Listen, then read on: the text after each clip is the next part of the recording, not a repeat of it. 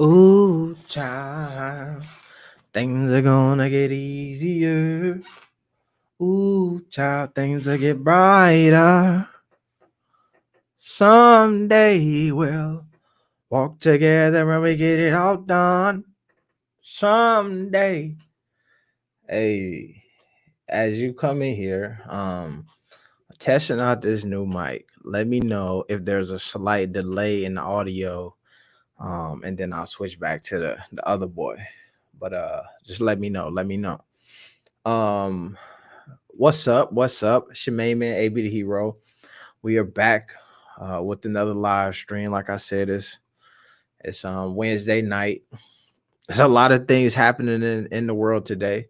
Well, I'm not even gonna say obviously in the world, but in the universe of things that we talk about within sports and all of that stuff. As y'all come in, let me know. Yes, hit the like button, man. I appreciate that. One of y'all jump straight in, straight on the like button, and I appreciate that.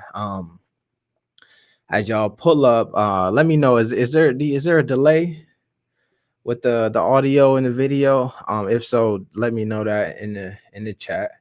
Um, but I guess what there's a lot of stuff happening in the basketball universe, right? Especially in the one where we talk about things. And one of the biggest things is your man Stan Van Gundy just took over the head coaching job for the New Orleans Pelicans. Now we know the Pelicans and got rid of your boy Alvin Gentry a while ago, and this hire of Stan Van Gundy, I think I have two takes on what this means. You know what I'm saying for the Pelicans per se, but then also what I believe this means for um Lonzo Ball specifically. All right.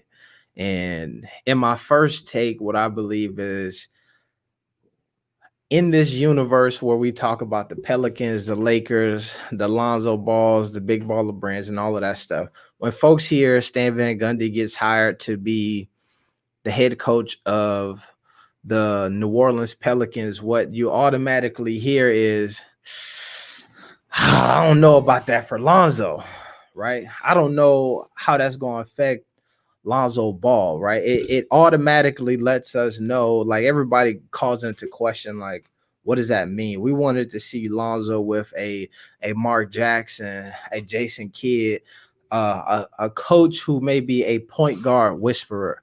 There's a certain amount of like potential that we're waiting to see from Lonzo Ball, and we wanted this next coach to be the person to bring that out. So when you think about what's Mark Jackson, how he got the folks over there at Golden State locked in before Steve Kerr came in and kind of implemented a system that took him over the ledge. When you think about the Jason Kids and you see how he was able to work with Giannis and turn him into a damn near 7-foot point guard. When you think about these player coaches who end up being point guard whisperers, that's the type of caliber of coaching hire that a lot of folks wanted to see the Pelicans go with. To me, what I believe is this is a clear statement of something that I have been saying for a while now about how I feel the Pelicans actually feel about Lonzo Ball. And I said that from the performance in the bubble, if you the GM of that squad, if you are the coach who is no longer there, if you are anybody whose job could be on the line based on the performance of players, I'm terrified of what I seen from Lonzo in the bubble. Now I know that a lot of people go and they be like, but pre-bubble, he was balling, he was doing his thing, he got thrown off, and all of that stuff. And like most people, I project and I hope that next season is one of his greatest seasons. But what I believe, so all of that. So what I was saying is that I think that I could see how if you are David Griffin, you were like, yo, We need our point guard in today's NBA to be somebody who is going to knock down the open shot, get to the basket, make the open layup, go to the free throw line, knock down the free throws, and also be somebody who can facilitate, pass, in and out and run your offense. What we've seen from the Pelicans, though, is we've seen spurts where we got Lonzo Ball who can knock down the three-pointer. We've seen spurts where he can get to the basket and score. We've seen spurts of him being able to run the offense. But more than any of that, you see Brandon Ingram running the offense, dribbling the ball up and down the court, being the primary ball handler. You see, damn, I just forgot my guy's name. Drew Holiday being the primary ball handler a ton of times, right? And what you end up seeing, and the biggest thing that folks say about Lonzo is his leadership capabilities, and then also his ability to change the culture and get everybody involved, right? We've seen that from him. We've seen that happen with the Lakers. When folks talked about the emergence of Kyle Kuzma, the ball movement with Randall, and all of these guys kind of take off and go to another level. And even when we see Zion in the game with Lonzo, we see him take things to the next level. So what this hire says to me, though, is that making sure Lonzo Ball is the person who is elevating the squad is not a primary concern of the New Orleans Pelicans. This is not a coaching hire that says we want our young core to remain Lonzo Ball, Brandon Ingram, Drew Holiday, Zion Williamson, right? When folks talk about, why you want to hire Stan Van Gundy, they always go back to that one season with Dwight Howard and how he was able to get the best out of that, out of Dwight Howard, who was a big man, and out of that team in Orlando. So folks say maybe he could have the same impact on a Zion Williamson. When you hear folks talk about the Stan Van Gundy's of the world, you hear him talking about being an older guy. Stan Van Gundy is like 60-something plus years old. And a lot of us wanted to see a coach who was kind of more with the times, more hip, who understands the flow. You got Zion Williamson, up and comer, big personality, Lonzo Ball, a guy who's been in the spotlight for years and years, big personality. The Brandon Ingram came into the league playing for the Los Angeles Lakers, big personality. Drew Holiday, who's been the man in New Orleans for a long time, personality. You wanted to see somebody who could kind of fit in with that and help mold these young dudes into not only great basketball players, but like just great men, right? So what they ended up bringing in is Stan Van Gundy, who is, I hear when folks talk about why this is a good idea, they hear he's somebody who is tough, going lay the hammer down. I listened to a bit when Gilbert Arenas, and there's a couple things Gilbert Arenas kind of hinted to when he played with Stan Van Gundy, and this was conversation he was having before even Stan was a part of this squad. He was saying that he just used to yell, scream. There's videos you can watch with Stan Van Gundy watching Hedo Turkoglu and other players shoot and just looking surly, just yelling at folks in the huddle. One of the most iconic, awkward post-game interviews is Stan Van Gundy talking about how Dwight Howard wants to get him fired. So to me, all of these things lend themselves to Lonzo Ball is not the priority right now for the New Orleans Pelicans. So when folks get surprised and they be like, dang, like what? Stan Van Gundy? This ain't going to be good for Lonzo. Yeah, you're right, because they're not worried about Lonzo right now. They worried about Zion. Now, what I actually believe to be a thing. And this is one of those things I was saying. I was listening to Gilbert Arenas. He's got his own like little podcast or whatnot. Man, I wish I could find this. I be wanting to play these clips for you, man, but you know how the streets, man, the YouTube streets be out here hard on you. You start trying to play clips and all of that stuff. But there's a segment of this Gilbert Arenas podcast where he talks about pattern players versus non-pattern players.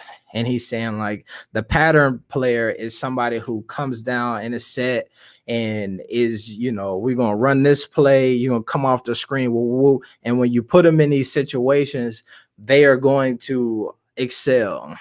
They've got a same little crossover, boop, boop, boop, step move, come back. It's the same move over and over and over. In those situations, they excel. Non-pattern players are the guys who going to hit you with the thing, crossover, and then you like, wait a minute, where did that come from? That's some shit I never seen before, right? When you talk about the Kyrie Irvings, the Devin Bookers, the guys who, if you stand in front of them, you have no idea what they're going to do. Like those are the folks who excel in this Stan Van Gundy type of offense. When they talk about another reason why they brought Stan Van Gundy to the New Orleans Pelicans, one of the big things that they are saying is because JJ Redick was like, when I was in Orlando, when we had that immaculate season, Stan is the one who really put me on. Like I had the most growth under him. And it's because, if you a spot up shooter, we're going to put you in positions to spot up shoot. I can only imagine that Stan Van Gundy is licking his chops right now because he's like, we got a Zion who's going to get right in the post. We got a shooter in JJ Redick who's proven. We got some ball handlers in BI and Drew Holiday. And the crazy part is that he's not considering Lonzo a ball handler. He's a 3-and-D guy in this Stan Van Gundy offense. And to be truthfully, I think that there's a lot of folks who, like my man Blueprint Style says, I hate this hire for the whole entire team. I don't believe that Lonzo will play the entire season next season in New Orleans. However, I believe that there's a part of me that believes that in a limited role, when Pels need a run and gun type coach like the old UNLV, I'm not sure. What I believe, though, let me tell y'all this, is that there's a part of me that believes that the 3-and-D kind of, we going to get you to stand there and shoot at this point may be what my dog Lonzo needs. I hate to say that. I hate to say that because I know he working on his game and you see him out here with the trying to get right, but I feel like there's a part of me that feels like if you say, yo, we want you to lead the break in transition, set the tone, set the culture of sharing the ball in our offense, and we want you to be a spot up shooter. We want you to move. We're not going to necessarily call the plays for you to be the 3-point shooter like JJ Redick is, but we know that BI is going to draw attention, Drew Holiday is going to draw attention, and Zion is going to draw attention, and JJ Redick is going to draw attention because he's a shooter. You're on the court in the NBA. You're going to be wide open night in and night out. 5, 6, 7 3-point attempts a game. You got to knock those down. If my man Lonzo is working as hard as most folks feel like he's working right now, that is a position that is going to secure the bag for him long-term in the NBA. Because right now, in the pick and roll, we haven't necessarily seen him like be a super threat. Obviously, he can pass out of it, but nobody consistently is feeling like he's a threat to if you run a screen, you go under it because we're going to give you the shot, right? If you drive, we see him get to the rim and be looking for the pass. They don't even go to block it. They step back and step into the passing lanes. We've seen this happen with him. So now Yes, if over this offseason he increases the capability to be able to do that, I feel like it's lights out. It's about to get crazy for him, because once he gets those opportunities, he take advantage of them. Folks got to go back to the drawing board and say, you know what, man, we thought we was going to have Lonzo just standing off in the corner somewhere, but nah, that ain't what he's doing. But what I'm saying to you is that in this offense where you have a BI, a Drew Holiday, and a JJ Redick, and a Zion Williamson, all folks who, if you any NBA team, you will know that those four guys can score. Zion in the paint, he damn near could scare you a little bit if he starts shooting threes. You know that Drew Holiday, Brandon Ingram can step back and shoot the long ball, can get to the basket and score. Anybody who is on the court, who is the fifth man, you just got to be able to knock down wide open shots. When folks talk about Lonzo Ball and they say, we want Lonzo, Ball Facts in the building. What's up, my guy? When folks talk about Lonzo and they say, bro, my man Ball Facts threw me off for a second. What's up, my guy? JJ Redick sold Van Gundy to the Pelicans. JJ Redick definitely sold Van Gundy to the Pelicans because he knows he's going to get some activity and some plays called for him specifically to be a shooter. What I'm saying to y'all is this might be the move for a guy like Lonzo Ball, because you limited his role. All you telling him to do is, bruh, you've been shooting the hell out of the 3-point line. That's where you got the most confidence at over the last couple of years. You'll see games where Lonzo will score 18 points and all of them come off of 3-pointers, not going to the basket. So when I say, yo, he actually is playing himself into this role and preparing for it for a while now, like literally that's what we've seen from him. That's what's been put on tape. Even the opportunities when it's like, yo, here's your chance to go to the rack. Now, what I say is that in my head, when we go back to talking about pattern players and non-pattern players, BDS Dance Studio, what's good, my guy? Is going to make his threes and layups. Y'all in trouble. Let me see this. Let me see. So when we talk about pattern players and non-pattern players, it's hard for me to see where Lonzo fit into that, because I'm used to seeing him play in that crazy fast running gun style offense. So it makes me think that he's a non-pattern player because it's so crazy. But when you break it down, it's a system. It's the same things. If somebody, I said this in the last video, you know, when somebody is doing something that is like that you can identify them with, because when you start to impersonate them, you know what they're going to do. If I ask 20, 100, don't even matter, Lonzo Ball fans, folks who watch them again, what's his signature shot? The cross, step back, 3-ball. That's his shot. He's going to take that shot when the game is on the line. We know that's what we're going to get from him. Nobody's telling you anything like you're going to see a LaMelo or cross step. As he get to the thing, it's not his ball. Hey, my guy, Precise Wyndham, what's good? What's good? Also, man, I got the StreamYard link ready. If you're trying to jump in, shed some light on the situation, let me know. Send me a DM over there on the Instagram, or send me a tweet or something, and I will send you the code so you can join the conversation and all that stuff. Precise Wyndham, much appreciated. You feel me? Much appreciated. But so I think that this could secretly be a great thing for Lonzo Ball, because yes, it's going to be a limited role, but the pressure that he's going to be under is going to be limited so much, because a lot of the action and the activity is going to be probably going away from him. And all he got to do, like my man Ball Fact says here, is make his threes and layups, and the NBA is in trouble.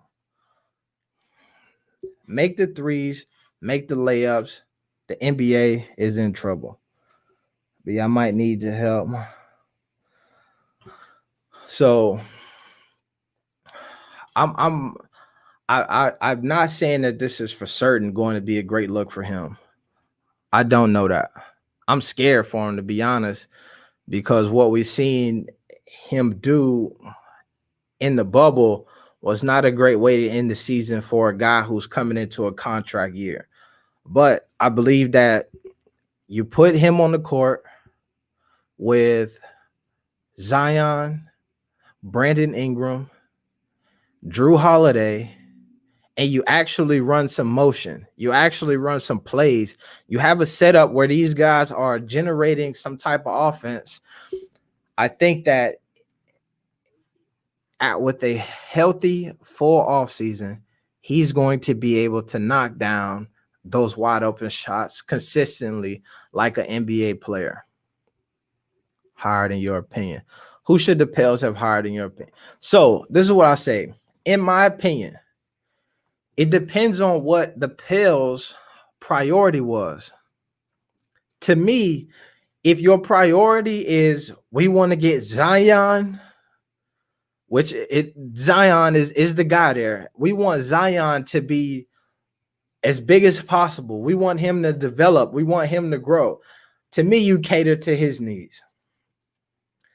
If you want Lonzo to be the leader and explode your offense and push it, and you want to build with him, then to me, you hire somebody who is a point guard whisperer. What I'm saying is, in that time, you go and get a guy like the Jason Kidds who's still available. You go and get a guy like the Mark Jacksons who's still available. You go and get guys who historically have been able to bring the best out of young point guards. That's what I think you do. If Lonzo Ball is an asset that you are hoping to keep for a long time, right? Let me see. My man here, Shadow Viper Inc. says, yo, what we got to do is trade Drew for that first pick. Nobody's hey, trades Drew. Hey, if somebody offer the Pelicans the first pick for Drew Holiday and they don't take it, they got to clear out the whole building. They need to blow up the organization. Yes, 100 times, 1,000 times, 1,000,000 times, I'm trading Drew Holiday to get the first pick in the NBA draft over and over and over again. I believe that shit. The Melo Zoe combo, first pick, I'm giving up BI and I'm giving up Drew for that pick. And that's a factamundo. Melo and Zoe going to the NYC. Psh, that would be crazy. But they not giving up. Nobody's taking Drew for that first pick. Shit, if anybody in the top 5 wanted Drew Holiday, I might pull the trigger and then see what I got to do to get that first pick, that top 5 pick in there to get Melo. To me, I've said this. To me, it's a no-brainer. If you pick in the top 5 to do whatever you got to do to get Melo Ball on your team. They might take BI. I think that if you already know Melo's off the board, I'm not trading BI for any one of these other up and coming like prospects. The boy from Georgia, the boy from Memphis. I'm not trading BI to get one of those guys. I got an all-star. I'm not trading my all-star for a potential guy. You know what I'm saying? Melo going to the Wolves 99%. That'd be dope. I would love to see him up there. I would love to see Melo in a situation where it's a two-headed monster in the backcourt, right? Where they can play off of each other, where he can get some pick and roll motion, attack the basket, have some bigs he could drop it to, and then or kick it out to a shooter, or be the person who is getting kicked out to. I feel like Melo with another guy who is an elite passer will unlock what he can do. I think you've seen that from him in the Chino Hills days with Melo and Zoe. Like two guys who can share the ball and get assists off of each other and find and feed a big man. Like I believe that they would thrive in that situation. So I would love to see D'Angelo Russell, Melo Ball backcourt with a Karl Anthony Towns. To me, that would go stupid. That would be a great scenario for them. The only problem that they would have it'd be in the West, and the West is going to be stupid next year. You have the Lakers, you have the Clippers, and you have the Golden State Warriors coming back. And the Golden State Warriors are bringing back the greatest shooter ever, maybe the second greatest shooter ever. And also they got a young Andrew Wiggins to kind of slide in there and maybe get some action. Plus, they're trying to trade or do whatever they can with the second pick in the draft. So they're going to be on one next year. I'm predicting with the Warriors. But however, I think that the Lakers are going to be too strong and all that stuff anyway. That is too soft of a combo. What is too soft of a combo? I watched LBJ high school game today. Melo leagues above him at the same age besides athleticism, which count a lot. Here's what I'm saying is that what it looks like is in any stage of the game, the players in today are probably better than the guys 10 years ago, right? And then if you go decade by decade, like folks advance, the athleticism gets more crazy. The skill set right now, I wonder about this, right? Because I have a son and I played football growing up, right? And I ended up playing Division I football. All of that stuff was pretty good, but all of the skills that I got, I picked them up at the park. I picked them up after school playing, toss it up, bust me, all of that stuff, 7-on-7, just out there. Now, when I look at these young dudes, everybody got a trainer. Somebody knows somebody who was in my generation who got a ladder, who got some stairs, who taking folks through catching drills, who teaching folks technique and all of that stuff at a younger age.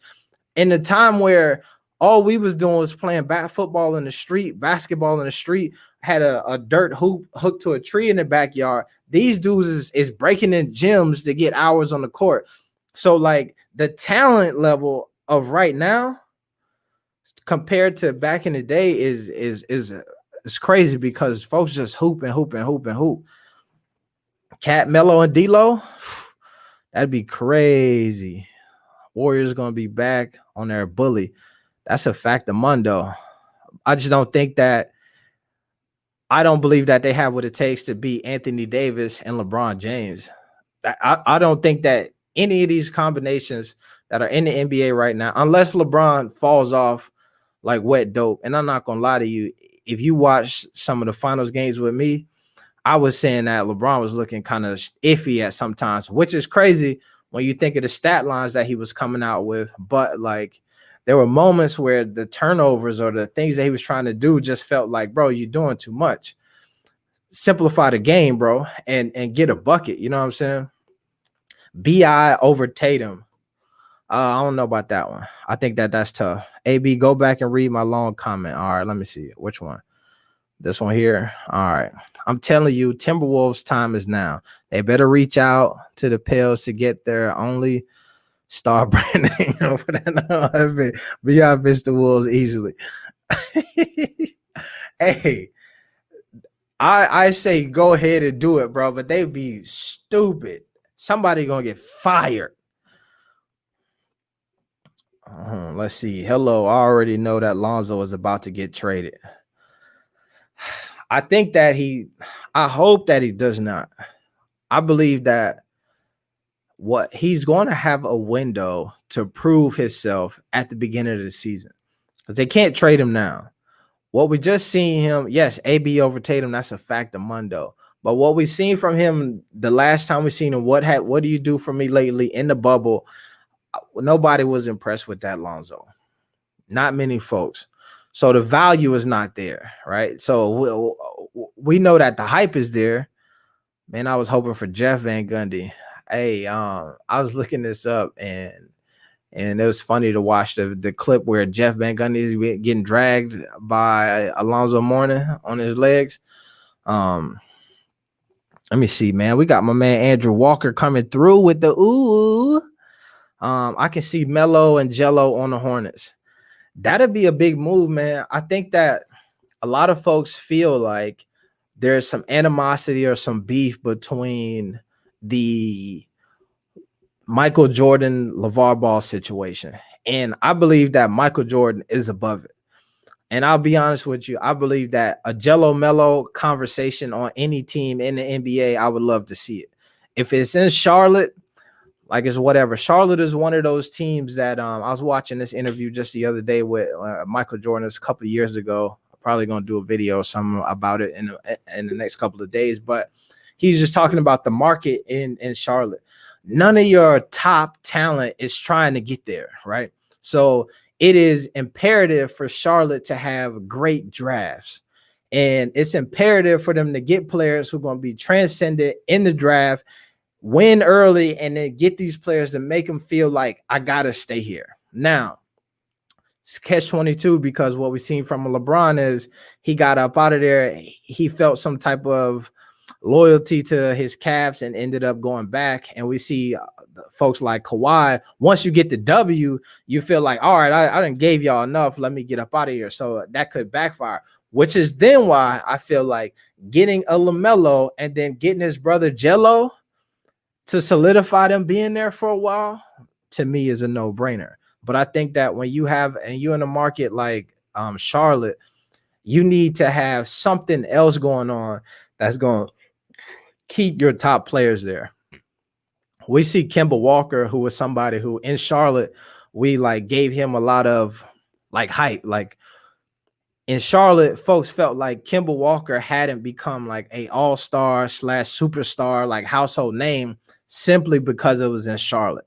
Now we see him go to Boston, and you expected Kemba Walker to be one of the reasons why they can kind of get over the hump, a scorer, and he has damn near regressed to just being a role player on that team with a lot of young guys taking the shine from him.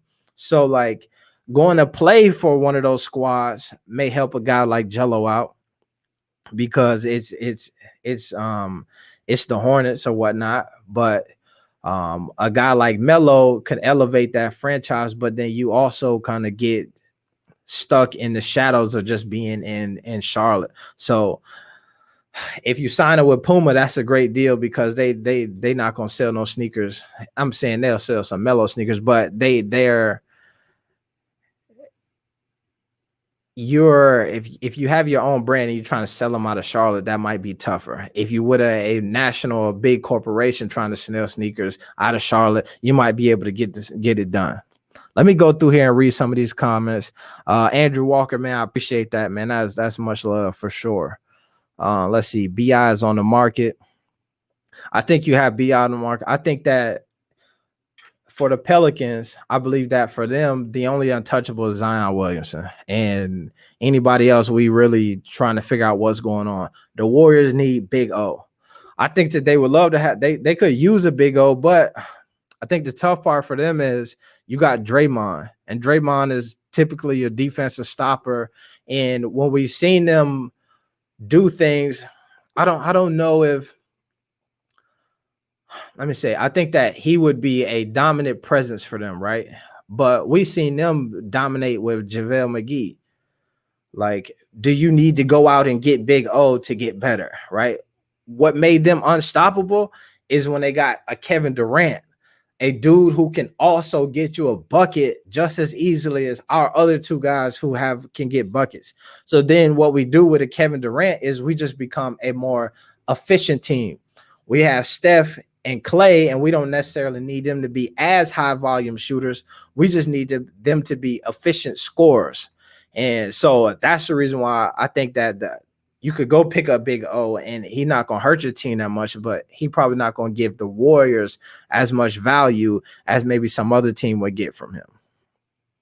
They're giving him away for free. Oh man, they cannot do that. Zoe's stock is pretty low right now. I'm not going to lie, man. It's not high. It's not high at all. Let's see. I think Melo would love to work with Clay and Steph. I feel like, of course, like that is being able to learn from those guys is a great opportunity, right? And I'll say this. I was thinking about this earlier today, and this is also to the Stan Van Gundy point, and why I feel like this may help a Lonzo Ball, and or maybe not, because Lonzo is going into what, his fourth year, so he kind of passed this learning curve thing, right? So for me, I use all types of different sports and things and things in the culture to kind of break stuff down, right? And why I think that Melo to Golden State may work or be a good idea is this, right? When I think about in the NFL, you have quarterbacks like Russell Wilson, right? Who is trending to be an all-time great at this point, right? You have the Phillip Rivers, who statistically is crazy. Aaron Rodgers, bananas. Tom Brady, crazy. All Hall of Fame quarterbacks. And one of the things that they all have in common is that when they got into the league, they either did not play right away, they learned from great coaches and quarterbacks who were ahead of them, or they played right away but were classified as game managers, right? And what a game manager is in football means that you're somebody who the coach is calling the play. He's telling you what the check down is. Your number one option is to throw it deep. If it's not there, check it down to the running back. That's all you got to do. On the second play, you handing the ball off. On the third play, over here, check it down. If it's not there, throw it out of bounds. And what that allows you to do is to get a understanding and a perspective on the game that is not all the crazy. It's not a lot of pressure. It's not necessarily on you to make the right play. It's for you to make the play that the coach told you to do. And I think that what we had in LA and some of the burden that Lonzo is facing is that they say, yo, bro, this is the NBA, but what we want you to do is show us that Showtime shit. Change the culture on your own. There's not a coach telling you to do this and what you need to do and go do this. So it's a lot of pressure on you. When the things that you're trying to figure out on the fly are not working, you look crazy and not the coach, because the coach is saying, bro, I told you to make a play and you didn't make the play. What's going on? But what happens is when you get these folks in these game manager roles is they understand, oh, why are you calling this play on first down? Why are you calling this play on second down? Why is the check down this? Why is the check? All you got to do is figure out why the coach called that, and then you add that into your arsenal. When I was in college, I went to JUCO first, then I went to Iowa State, and I went to sitting down with the coach at the time, Gene Chizik, and he said something to me that I always remember. He was like, yo, as I came from JUCO, I had 3 years to play. He said, yo, here's the thing. It's the first year you're going to be learning it. It's going to be fast. Shit going to be all over the place. You're going to be trying to figure it out. But then the second year, it's just going to slow down. You're going to know what's happening next. You're going to be able to see it and be like, oh, okay, yeah, none of this is new to me. And then by the third year, it's lights out. You ain't even thinking no more. You just getting the stuff done. And I think that Melo playing with a Clay and Steph provides him an opportunity to do that, where he can legitimately learn from two of the greatest shooters and greatest offensive minds or players in the game. Steve Kerr, one of the greatest offensive coaches in the game. Once it's all said and done, he will be labeled as that. And by the time it's his team, it's a green light. It's the same thing that when folks give Kawhi Leonard this like praise that he has today, he came in the league chilling for a moment, learning how to be Kawhi Leonard under some Hall of Famers in Tony Parker, Manu Ginobili, Tim Duncan. And then all of a sudden he Kawhi Leonard. And then once it's his team, it's like, yo, I done this before. This is nothing. Give me the rock. It's the same shit that we didn't see LeBron get that. Right into the league, we throw it on LeBron and say, bro, you got to figure this out. You are the dude. And it took him years and years and years. Then he goes and plays with Dwayne Wade and it has those moments. So I think that with the Pels, you bring in Stan Van Gundy, you try to get a guy who's going to put people in position, draw up plays, and take some of the thinking and all of that stuff out of Lonzo's head, which may be why he will, you know what I'm saying, do decent. Let me see it, man. I'm gonna scroll back up here, man. If Lonzo gets traded, then they put Jello with him, it's a wrap. Jello unlocks either of his brothers to another level, 2-package deal. That sound good, bro.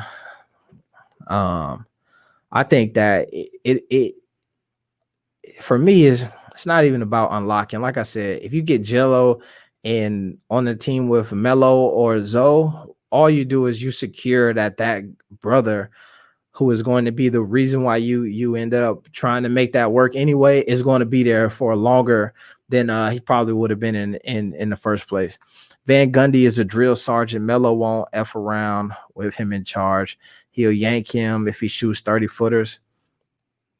He possibly, but to me, it's the same thing. And this, I go back to this clip where it was the Gilbert Arenas clip where he's talking about Stan Van Gundy, and he's like, yo, you can never coach. He tells Stan Van Gundy, you won't be able to coach a guy like D Rose. You won't be able to coach a guy like a Gilbert Arenas. You won't be able to coach a Kevin Durant, a Kyrie Irving, because these guys are flow of the game dudes. Like, if you come out here and you say screen and roll or call whatever play you want to call, it's not for certain that they gonna do it.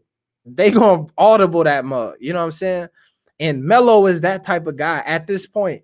Well, from what we've seen, he needs the ability to be able to pull up and shoot that thing at his highest level. What you have to do is, yes, you have to create opportunities for him to be able to experience the game from the 35 feet line, from the 20 footers at the rim and all of that stuff. And then you maybe can take some of the craziness out of his game where he's kind of fiending to be able to do that. But I think with your boy Big Jeff, I don't know if Melo needs somebody with a hammer to be down his back. It sounds like maybe that's what Zoe need, but I feel like if you listen to the media, one of the biggest things that makes Melo so likable and the reason why he allegedly shot up the charts is because his separation from like a LeVar Ball, who was somebody who the media considers to be that kind of, I'm pulling you. We seen him when Melo screwed up, get on him hard, and I don't know, that we see that also elevated his game. But if you're saying that you don't want LeVar because that's what he's doing, then why are you gonna bring in Stan Van Gundy to do that?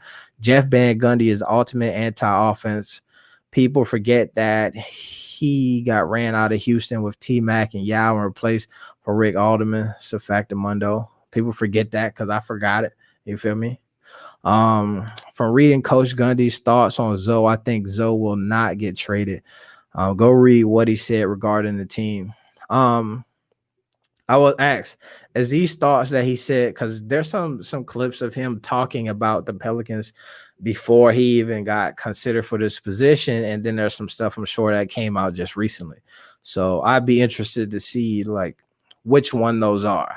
Also, I'll say that in the event that you're going to move a player, like, you want to big him up as much as possible as well. You want to say, yo, nah, bro, we got the role set up. It's going to be huge, greatest season ever. And then so when folks say, yo, man, we interested in Lonzo, you can say, I don't know, man, we got a whole plan ready for him. So if you want him, maybe we could talk, but you're going to have to like get him from me. You know what I'm saying? So I will say that I believe that may be part of the hype, you know what I'm saying? But I hope that this beginning of the season starts, my man Zoe comes out, dominates at the free throw line, at the rim, from behind the arc, does what he does with the assists and rebounds. One of the things that those brothers do, man, all across the board, is they grab boards and they hustle. You know what I'm saying? So I hope that he maintains that. No way in hell should a young running team get Jeff Van Gundy. They got Stan, though. I'm still optimistic. I'm optimistic as hell. Kid Max a G. Let's see. We know Lonzo will be better. He has no choice with his best self this year. He can't let himself down, but who knows what's going to happen with the Pelicans. Yeah, I agree, man. We know that he got to come out here and do his thing. Like I said, man, I'm gonna throw this here for y'all. If you're trying to hop on, you feel me? Uh Pull up. I always forget that I could just drop that link right there. Um you trying to hop on, man. The phone lines are open at the moment. But let's see. I bet 50 Cent that they're going to try Lonzo, whether it's the draft or after he's getting traded. There's no way he's not.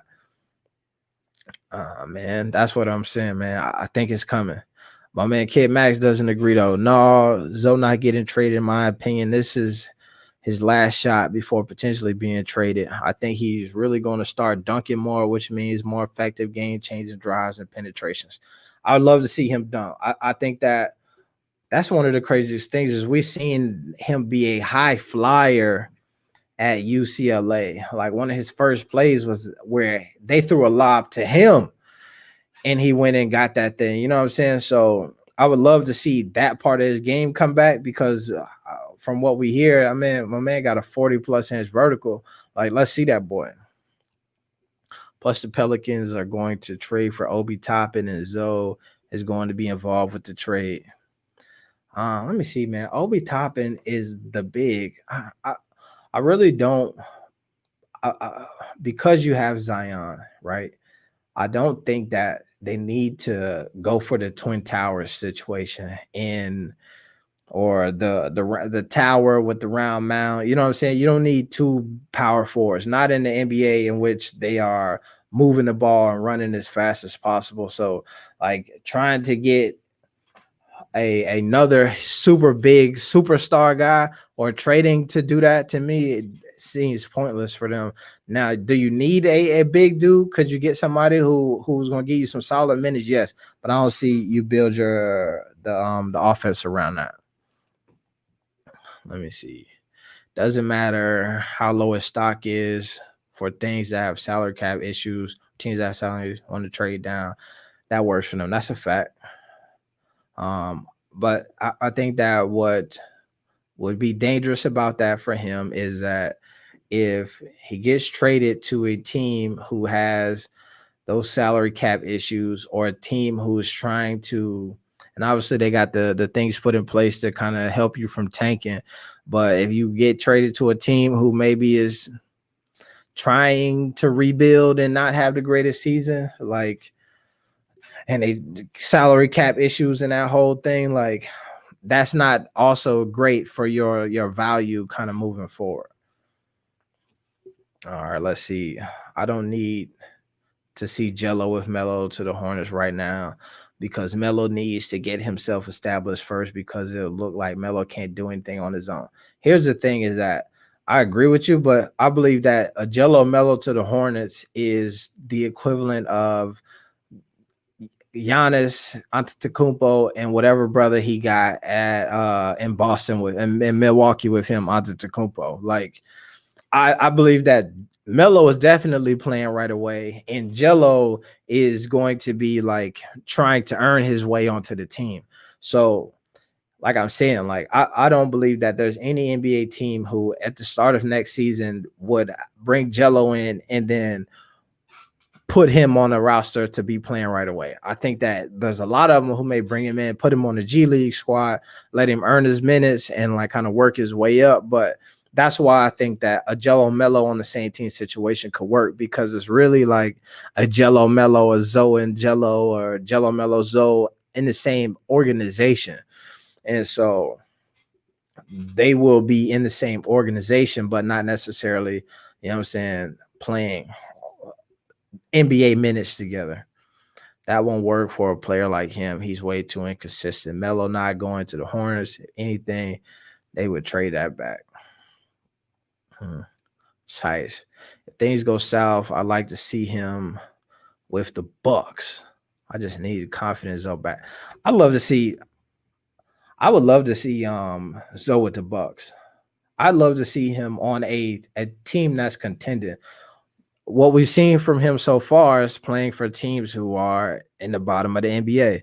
The first couple seasons with the Lakers, obviously they got Braun. That was changing. That was going to shift things for a minute. But we've seen Zoe get hurt, seen Braun get hurt, and they didn't even make the playoffs. Seen the Pelicans not making the playoffs. I would love to see him on a team with players who are getting ready to make a run in the playoffs and see how he does in whatever role that they can find for him there.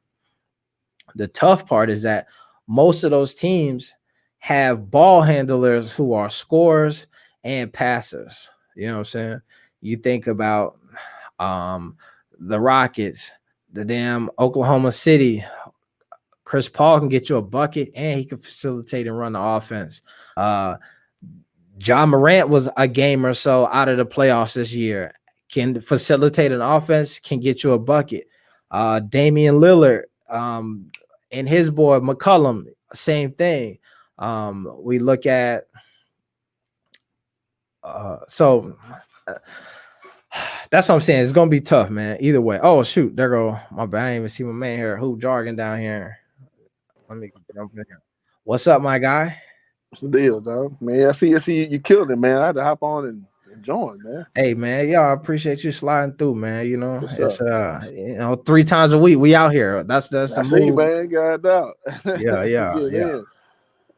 We're gonna bring it back, man. So what's up, man? I seen you in there. You definitely got some thoughts on today's news with Stan Van Gundy and the Pelicans. So you think that's the right move? No, man, and I gotta give DKM a lot of credit, man. He put a dope video out today, and I know Stan Van Gundy said that. Basically, you know, when you kind of led into it already, saying that they basically got enough facilitators, so they don't need Lonzo to be the facilitator. And like you said, man, if I hear that, man, I'm hitting Clutch Sports right now, like yo, make that move right now. Because you know them Van Gundys are stubborn, bro. They stubborn coaches. Like I told you with Jeff, people like Jeff because he's a funny guy. He's personable, but he got ran out of Houston, bro. Like because the offense was so stagnant, and they brought in Rick to move the offense. So he got an old school mentality. He got a '90s style of playing. So I don't think that's gonna help nobody out in this current era, bro. Yeah, nah, I think I agree with you, man. I think that from what we've seen from those guys that's the thing that everybody like about them. No nonsense, bullheaded, you know what I'm saying? Like, but those, I feel like they most successful seasons work with folks like, you know what I'm saying, with Pat Riley or players like when JJ Redick is like, oh hell yeah, like bring Stan Van Gundy, that's my guy, you know what I'm saying? And then you look at JJ Redick's style of play, JJ Redick not taking you off the dribble, JJ Redick not running pick and roll with you, you know what I'm saying? He like, hell yeah, bro, I'm gonna stand over here and Stan gonna get me the ball. So this is what I was saying is that while I know that folks are like, damn, this is not what Zoe needs, what I'm saying is that that might be his spot. That might be his thing. Like, I'm gonna give you the right to, if it's a fast break, push it. Run the fast break offense in transition. If they can't score, we're gonna run the offense through these dudes here. And all we want you to do is the thing that you've been trying to do your whole time in the NBA is knock down threes. And if you could do that, bro, you're gonna be in the league a long ass time. Lonzo Ball. I just think he too young to make him that right now. Like, cause you know what it sounds like? It sounds like my man's who just retired from the Warriors, Livingston. Livingston came into the league. He's gonna be the next Penny Hardaway, right? Mm-hmm. Tear his knees up, and then he became second unit guy, just a straight, you know what I mean, a role player guy. But that wasn't his trajectory to start off. Now I think Zoe got a lot more to fail at before you relegate him to that, because you pretty much gonna turn him to a Sean Livingston. I think at 23, that's a little too young to convert him over to that, bro. But what I'm saying is that, I don't know, maybe I seen somebody say this earlier of like, every coach that he's had has already done this for him, put him in the corner. Like, that's the critique that folks had of Luke Walton. It's like, damn, you got Zoe just standing in the corner waiting to get the ball. You know what I'm saying? Mhm. Alvin Gentry, damn, you got Zoe just standing by the 3-point line. You know what I'm saying? But when folks talk to me about when I be a bit critical of Zoe and they say, but when you ain't see him before the bubble. Before the bubble, he was going off. He was. Before the bubble, he was shooting 8 3-pointers a game and making 5 of them. That was it, and throwing it down to Zion. Like that, the high ceiling of Zoe has been 3-point shooter and playing hella defense. Okay, I get where you're going with this. Okay. So when Stan Van Gundy say, man, he play good defense, and he just gonna shoot the 3 ball when we need him to. It sounds like, damn, Stan been watching Zoe at his highest point. And he gonna transition offense. We're gonna let him run the transition because he great at that. Nobody on our team can do that. Agreed. If he get the rebound, push it. So that's you got the go ahead.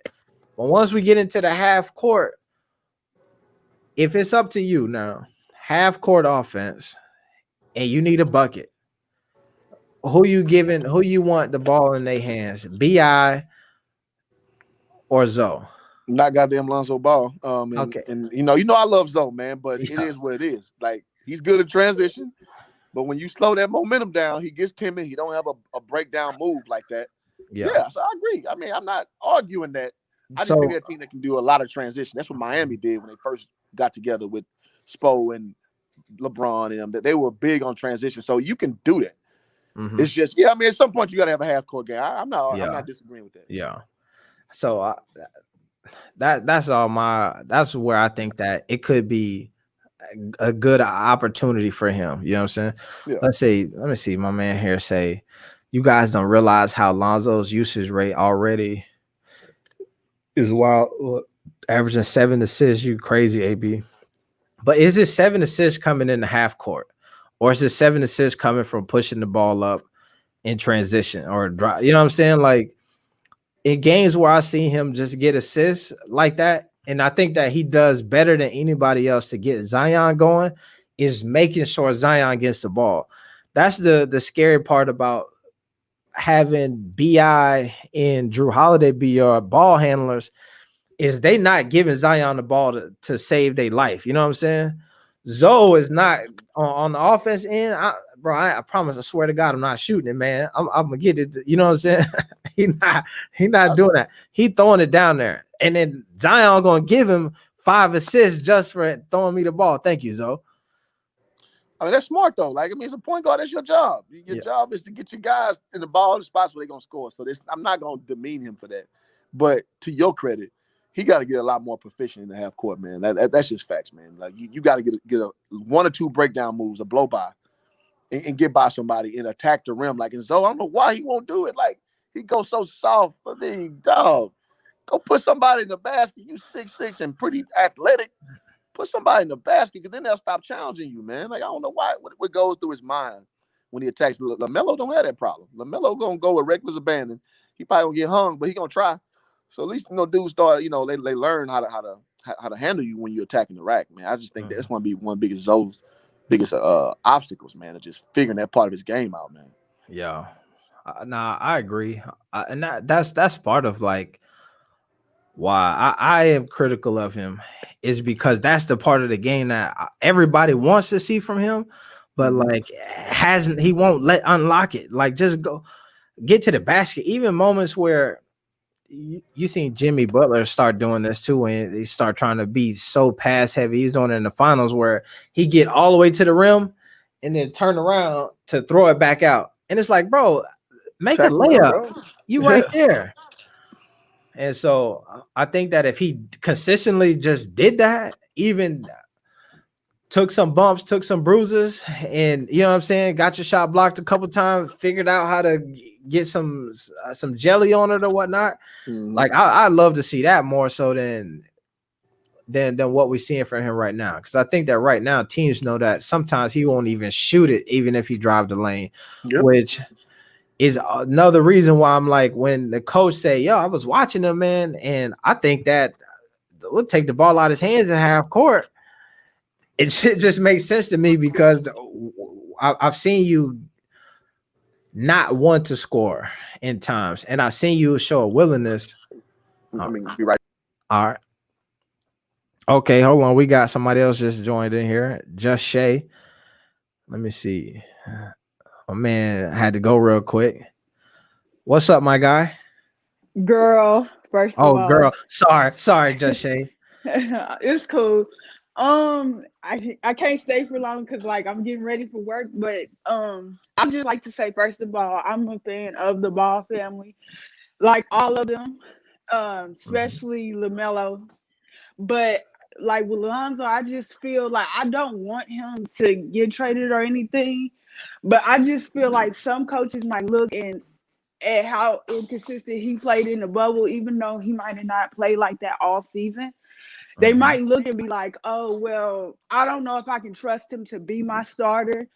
I, even a sixth man, like bringing him off the bench as a sixth man. And the Pelicans like have a lot of guards. And I don't know when that guard, Didi Lazada that they drafted, I think last year. I don't even Mhm. know when he's coming over.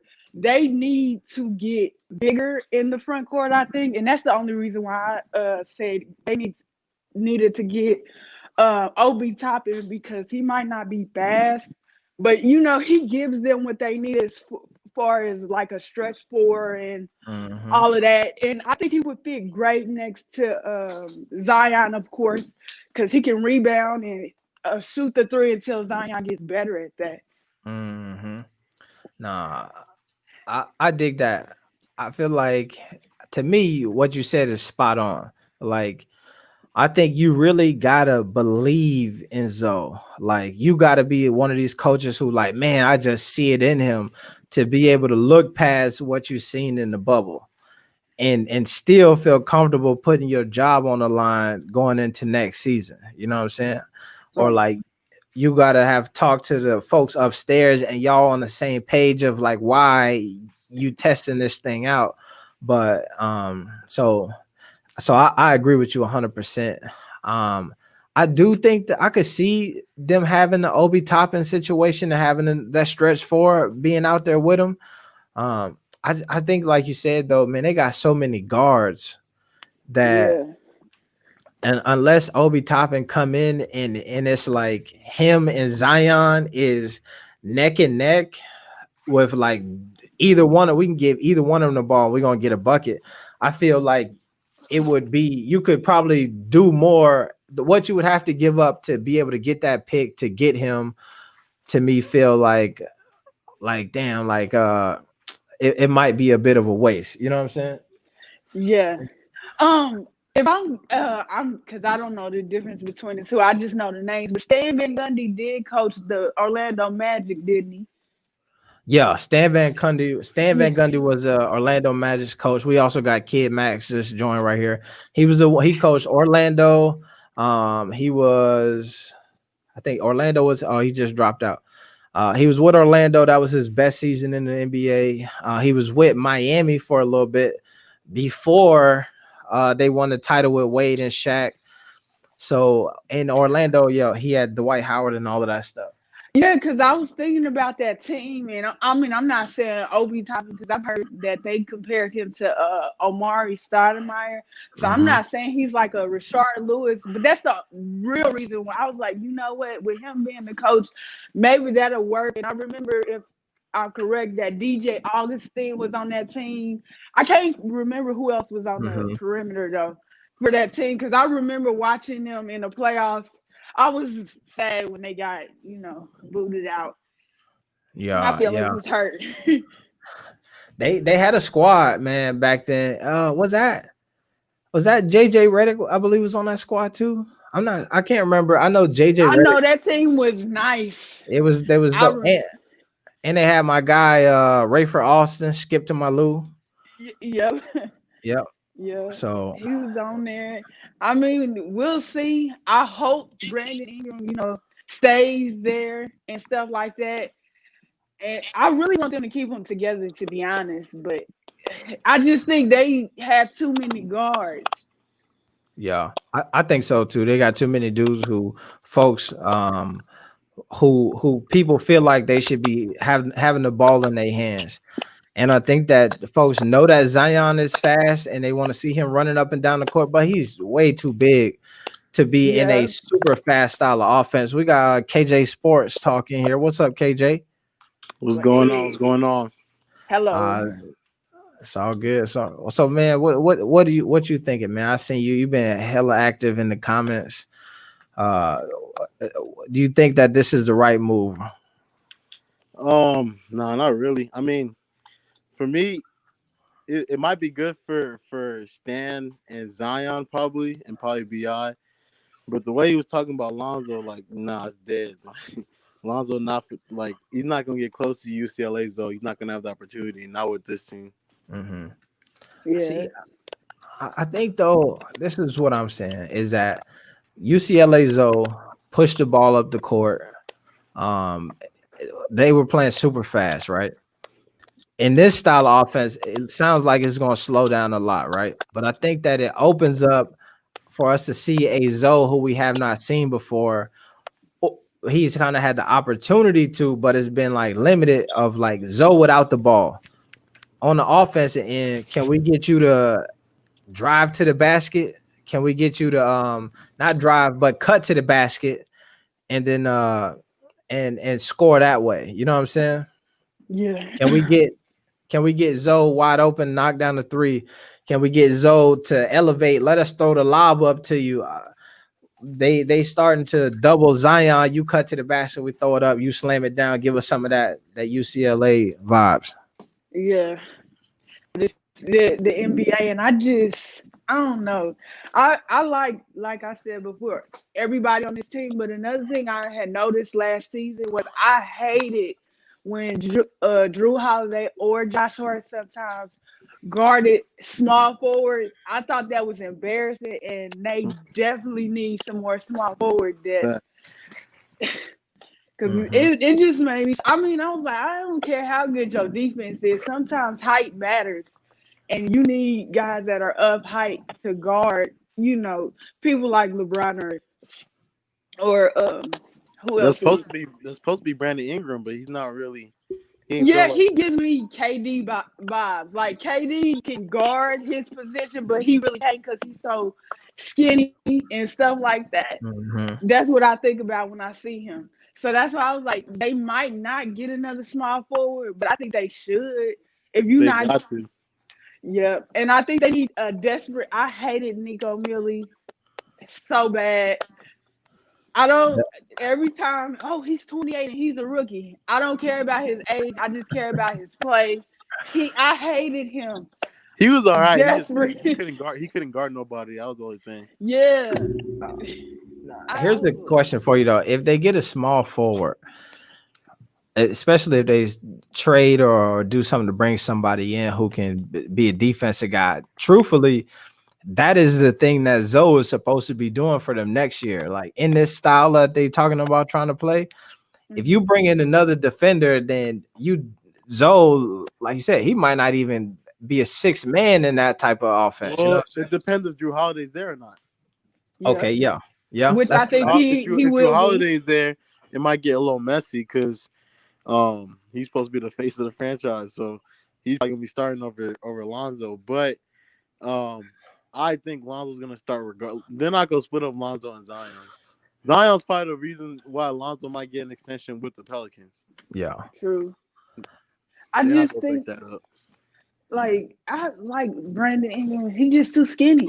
They have so to me, I've always called this a role players draft. Like you have a couple of superstars in here, I think, in this draft, but I just feel that for a team like the Pelicans, it's worth the risk of trying to move up, seeing what you could put together because it's teams out here like Detroit and or New York that need point guards or shooting. And I can understand you might not want to give up shooting because you don't know how consistent Lonzo's gonna be, but you got to do something for that front court. Well, nah, you're not traded Drew Holiday for anything under the first two picks. Yeah. You only gonna give him to the Timberwolves, the Warriors, or the Hornets. Now I don't know which one of them Yeah. will actually want him, but you're not just gonna give up Drew Holiday for not a top 3 pick. There's no point in that. You might as well go get Yeah. Miles Turner or Or something. ask somebody to pick Obi for you that's up that high. Yeah. Nah, yeah, you're right. You got to get your bang for the buck for your Drew if you're giving up Drew Holiday. I think the tough part is Drew Holiday is not going to straight up, you're not giving straight up Drew Holiday for a pick. You know what Right. I'm saying? That high. You got to give up Drew Holiday plus something else. And it's like, what is that plus something else, right? So I Probably the like Laker picks. I that. would. Mhm. I mean, they might suck, but who knows? Yeah. I like Melo, man. I think that the same way any team in the NBA looking back when LeBron was coming in, if you ask them right now, like, man, what y'all should have, we could have gave up whatever we had to get LeBron. Like they all today, hindsight 2020 would make that decision. I feel like in 5 years, looking back at this draft, if you were debating whether or not you should do whatever it took to get Melo, or I feel like in 5 years you're gonna be like, damn, we should have did it, man. Of We Oh course. was yeah, for sure. we was holding on to Mitchell Robinson, and we could have had Melo. You know what I'm saying? We was what's the boy that just was on the team with Duke who is up in New York right now? RJ Barrett. RJ. We was trying to keep RJ Barrett. We could have had Melo. I Nah, got clean questions house. about RJ Barrett though. Like it was crazy because to me, when I look at the positions that they were playing in the NBA, Cam Reddish, RJ Barrett, and Zion, what I noticed is it seemed like to me that it like Duke put three small forwards on the floor, and only one of the three could kind of shoot really good, and that was RJ. Because now that they in the league, specifically with Reddish and RJ, and they're talking about RJ didn't shoot that well, and Cam Reddish is nothing but a glorified role player. He won't really be good. Is that weird to y'all? Well, okay, I would have said all that about Cam. I personally think Cam's gonna be nice. You're talking about 19-year-old, 20-year-old kids. Like, Yeah. I feel like for all of them, they all have an opportunity to get better. I mean, when we haven't seen the best of RJ Barrett's shot, definitely. We haven't seen the best of Cam Reddish. We haven't even seen him with the ball in his hand before. So, I think all these rookies from last year, I think the only one that really stood out and put his stamp on the game, probably like a couple of them, maybe John Moran and Tyler Hero and Zion. Mhm. But besides those three, like everybody else has room to grow, and that's what the NBA is for. I mean, they draft young because of potential. They don't draft young for you to come in and be cold. Yeah. Which Yeah, is and I'm not expecting them to either. which I think that to your question of like just these young prospects, I feel like that is also like what is hindering the NBA a bit right now is if you are in high school and you a top 10 player, like you expect to be one and done, Right. regardless of if you dominate in college or not. Like before you had to like you could come out early, like even when it was in high school, you had to be like that guy to in order to do that. You know what I'm saying? You had to be Carmelo who go to college, win a damn championship, and then feel like, all right, now I can go to the NBA.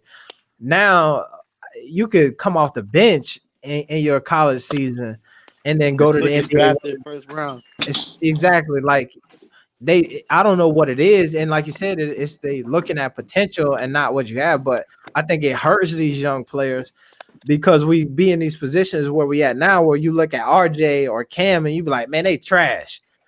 Truth of the I matter don't is, think yeah, that. but I'm saying they not trash. They just young as hell. Yeah, Yeah.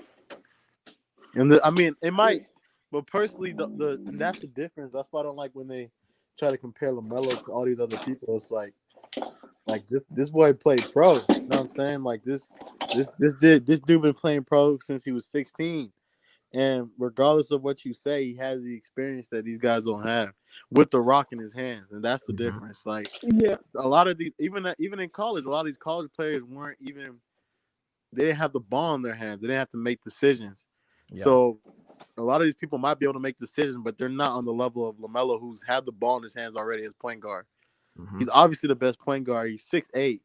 You're not getting like I don't. It's like what you said, bro. Like eventually, a lot of these people are gonna be look back and be like, "Damn, I probably should have sent those picks for that kid." Yep. Yeah. Yeah, Not and I including the feel brand. like. Go ahead.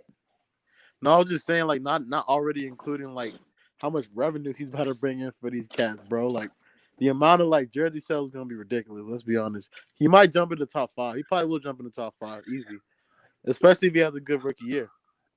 That's a fact. Yeah. I believe that that's going to be huge for whatever team. The jersey sales is going to be ridiculous for Melo. If folks already waiting on draft night, the NBA need to go ahead and have pre-orders for the jersey like right away. You know what I'm saying?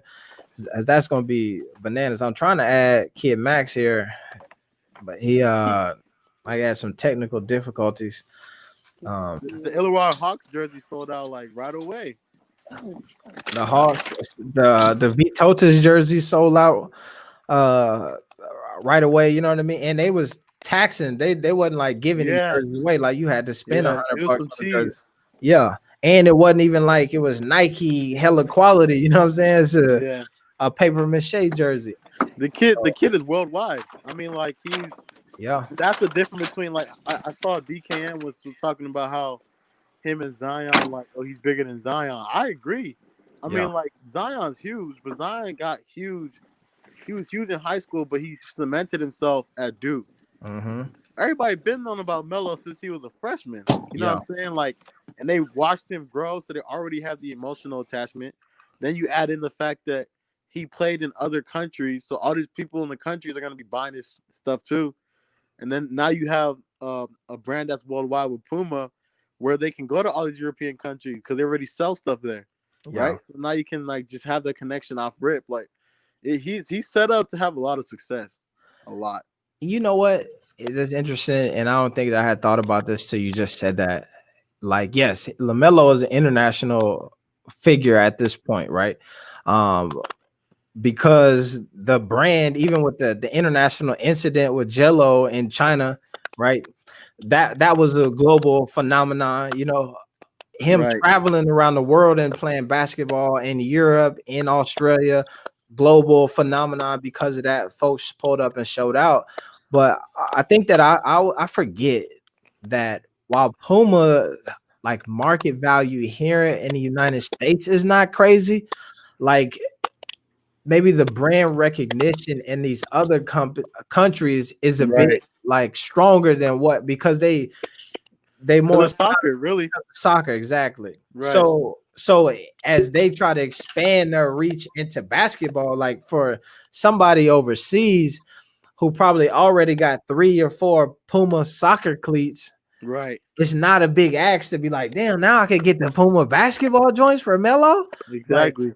Like, the T-shirt, they probably gonna have a different type of jersey with Melo on the back, like, and as long as the Puma logo on it, you know they're gonna be comfortable copping.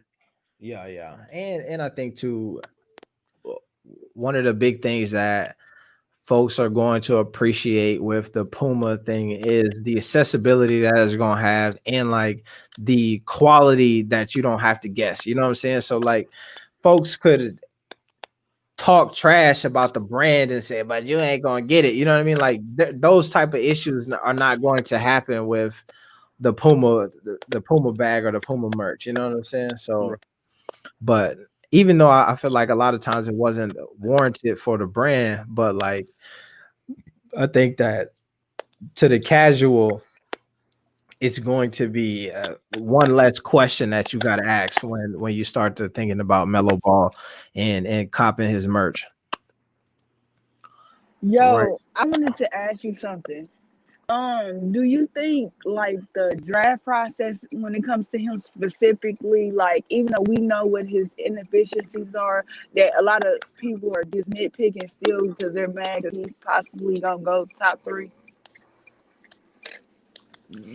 I think that folks are mad that he's gonna be top 3?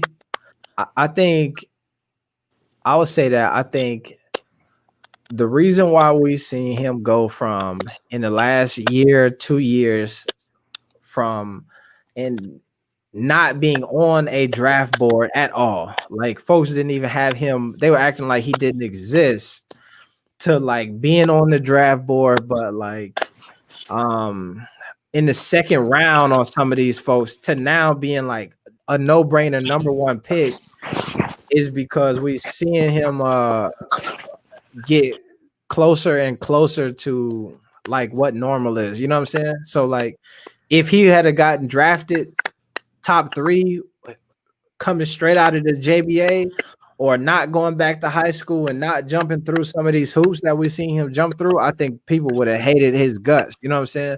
Like the system would have been like, but wait a minute, y'all been making me play like this for this long. And now all of a sudden you telling me I could have just, I feel like folks would have been sick to their stomach. But I think that now we've seen him like kind of act like it's a more of a traditional route where he go over to Australia, playing the NBL, dominate, and it just make more sense to some of the people now.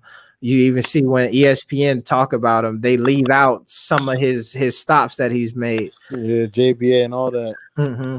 It's kind of crazy because it's almost like I feel like for more of the people, I think the problem is it's hard to believe that the kid pulled it off, basically.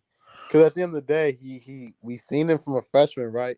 So we seen he was gonna be good. But how many people do we really get to see, especially the younger brother of a player, like in this age of technology with 5.6 million followers on Instagram? Like we saw him from when he was a kid, and 5 years later he's about to be in the league, right? And we saw all the turmoil, the crap he been through. Like we've seen it all because it's all been public, and he's always in front of the camera. So it's like, for a lot of people, one, they don't like LeVar already. Mm-hmm. 2, they don't like the result of what happened with Lonzo in the league after LeVar was talking. So the main thing is they're looking at him and they're like, yeah, we don't even believe, or we didn't want to believe that he was going to be what he is now. But every time, like, you have an ESPN show or whatever, they're talking about a 6'8" point guard, LaMelo Ball. Like he's the picture on everybody's draft board. He's the screen on everybody's YouTube video. He's, you know what I'm saying? Like people, you can say what you want about everybody else in the draft. This is Melo's draft. It was his draft before it started, but now it's definitely his draft. Yeah. No, I agree. This is his draft. Like you'd be a fool to even I've seen, like you said, I've seen ESPN videos where they will title the video after Melo and they talked about him for like 9 seconds at the end. Right. You know what I'm saying? Like and just he'll be the header and the screensaver, all that. Yeah, all the whole thing. It's huge, man. And you know what?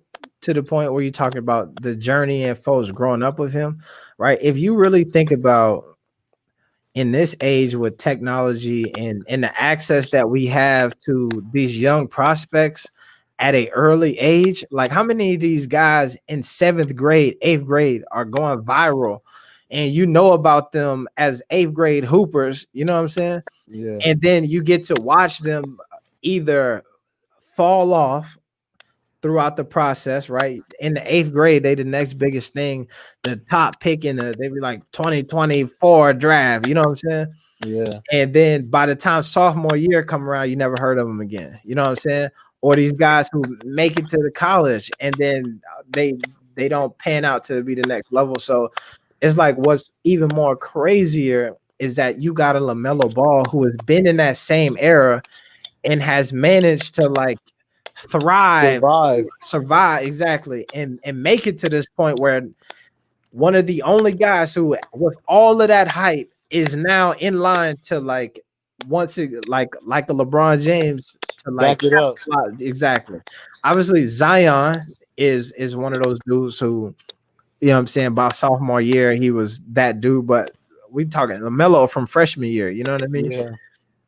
With the non-traditional pathway to get to where he's going. So we don't see a lot, man. I remember guys like 7th Woods was that dude way back in the day. Like it's a lot of them, bro. It's the Jelly fan people too. Like all these people that we seen growing up and we seen them and we watching them and we like, all right, oh, he next, he next, he next. It's hard to be next, bro. And Melo, not only Melo's doing it, but he's backing it up because the biggest thing is when he steps on the court, he's if not the best player, one of the most impactful players on the court.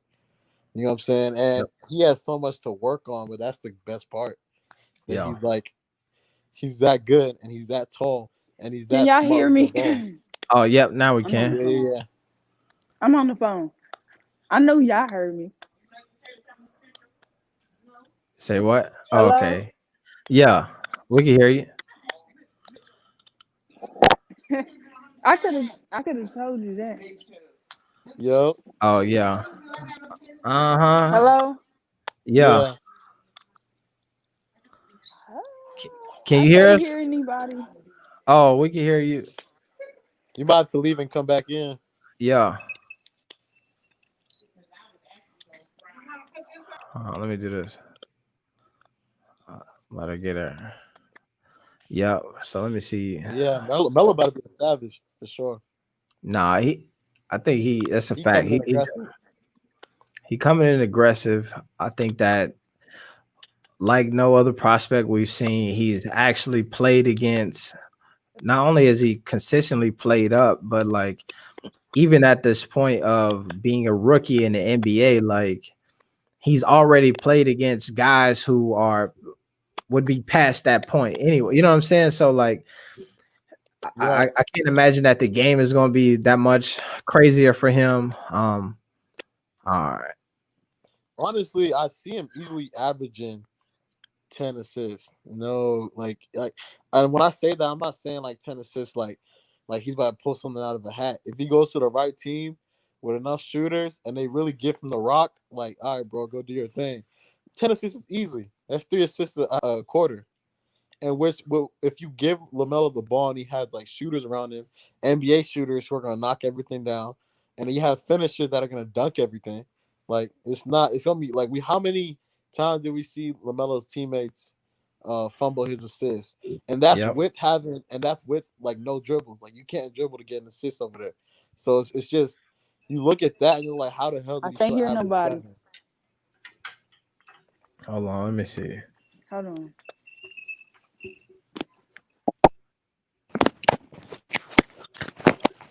Yeah. Let me pull. Yeah. No, that's something that I've talked about before too, man, is that the way that you have to get assists over in the NBL and he was still being able to kind of make it happen. Just lets you know that when you get to the NBA, it's over. His raps. Yep. And if he could come on, man, people So be hey, just kind tell of me, joking. tell me this. Okay. Like what's the top 3 teams you want to see him go to? I would say for me, I think out of the teams who realistically have a shot, obviously, Right. I would love to see him play in Minnesota. Right, out of the top 3 teams that could have a chance to pick him, if Right. they can move around, I think that him, D'Lo, and Cat, to me, it's Minnesota, so that sucks. But like, I would go watch that game. You know what I'm saying? Like, that sounds exciting to me. That sound like the LaMelo. I want to see. I don't even know who the coach is up there right now. I'm spacing on that, but like, you telling me like those 3 players? Yeah, I'm gonna tune in for that. You know what I'm saying? So I'd love to see that.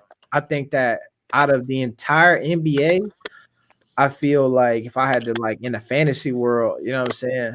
I'd love to see him. I love to see. I think one of the biggest dreams of everybody is to see Melo in New York.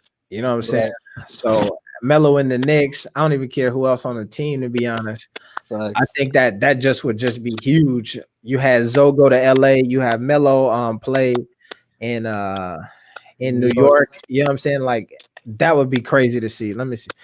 AB the Hero watching Melo in the JBA from the LA Balls to JBA USA. Did this play against those Europeans teams on the JBA City Tour solidify to you that he can play against anybody? I'll say 100%. what I've seen from him then, even in the JBA playing against, because this is the thing that folks have to realize and they don't think about or they forget, is when Melo was playing in the JBA in the domestic league, like traveling here, he was the youngest player in the league by at least 2 years. So like he was 16 out of high school, everybody else was coming from college. And hungry. and hungry. Starving. Yeah. So they had a few guys who had just graduated, maybe hadn't played college yet, but a lot of them were at a college somewhere, left for college to come through at a JUCO, was about to go into a play. You know what I'm saying? So you got a 16-year-old versus 18, 19, 20, 21, you know what I'm saying, 22-year-olds. And he was balling. You know what I mean? And they, you know, basketball folks competitive, and the folks will let you know, and like you said, hungry, they'll let you know he not better than me. If they don't feel like you better than them, you know what I mean? There's not many players in that league who will be like, yeah, we played against Melo and he wasn't that dude. I didn't feel what the hype was. You know what I'm saying? Yeah, there ain't no way. He was giving them the works. He was giving them the works. He was dropping triple doubles everywhere, and not the triple doubles where you barely get 10 rebounds, 10 assists. This kid was having like 15 assists, 17 rebounds, 47 points. I mean, regardless of what you say, yeah, the competition, whatever, he's playing. He's essentially a junior or a junior playing against like college freshmen. Let's put it that way.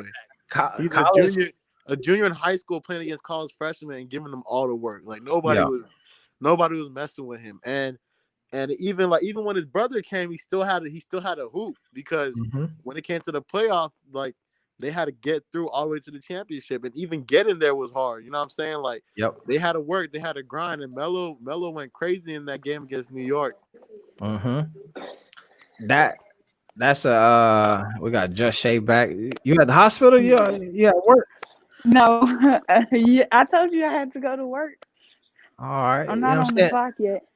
Okay, all right. Well, we're gonna be back Friday. You know what I'm saying? So don't get fired over here trying to be on the live stream. I'm not even on the clock. I need to talk to you, but I'm gonna go. All right. I appreciate you coming. You said Friday. Yep. All right, I'll be here Friday. All right, sounds good. Appreciate you hopping on. Peace. All right, thanks. Yep.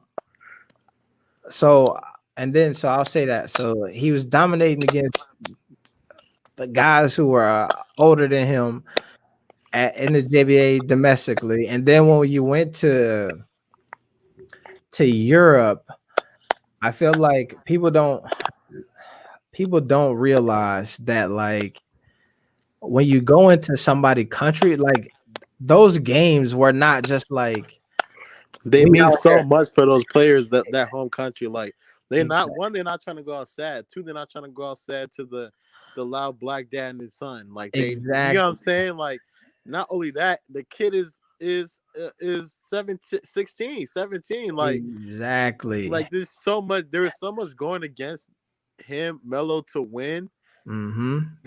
That makes him, like, you can't compare this kid to anybody in the draft. It's not close.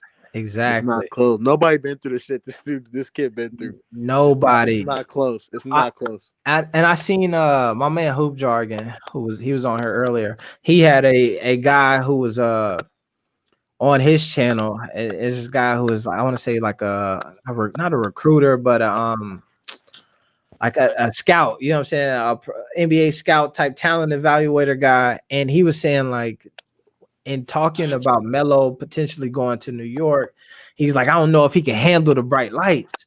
I don't know if he could, like, you know what I'm saying, if he's ready for that. And I'm like, my God. Everybody in the draft, this is the one. This is him. This is it.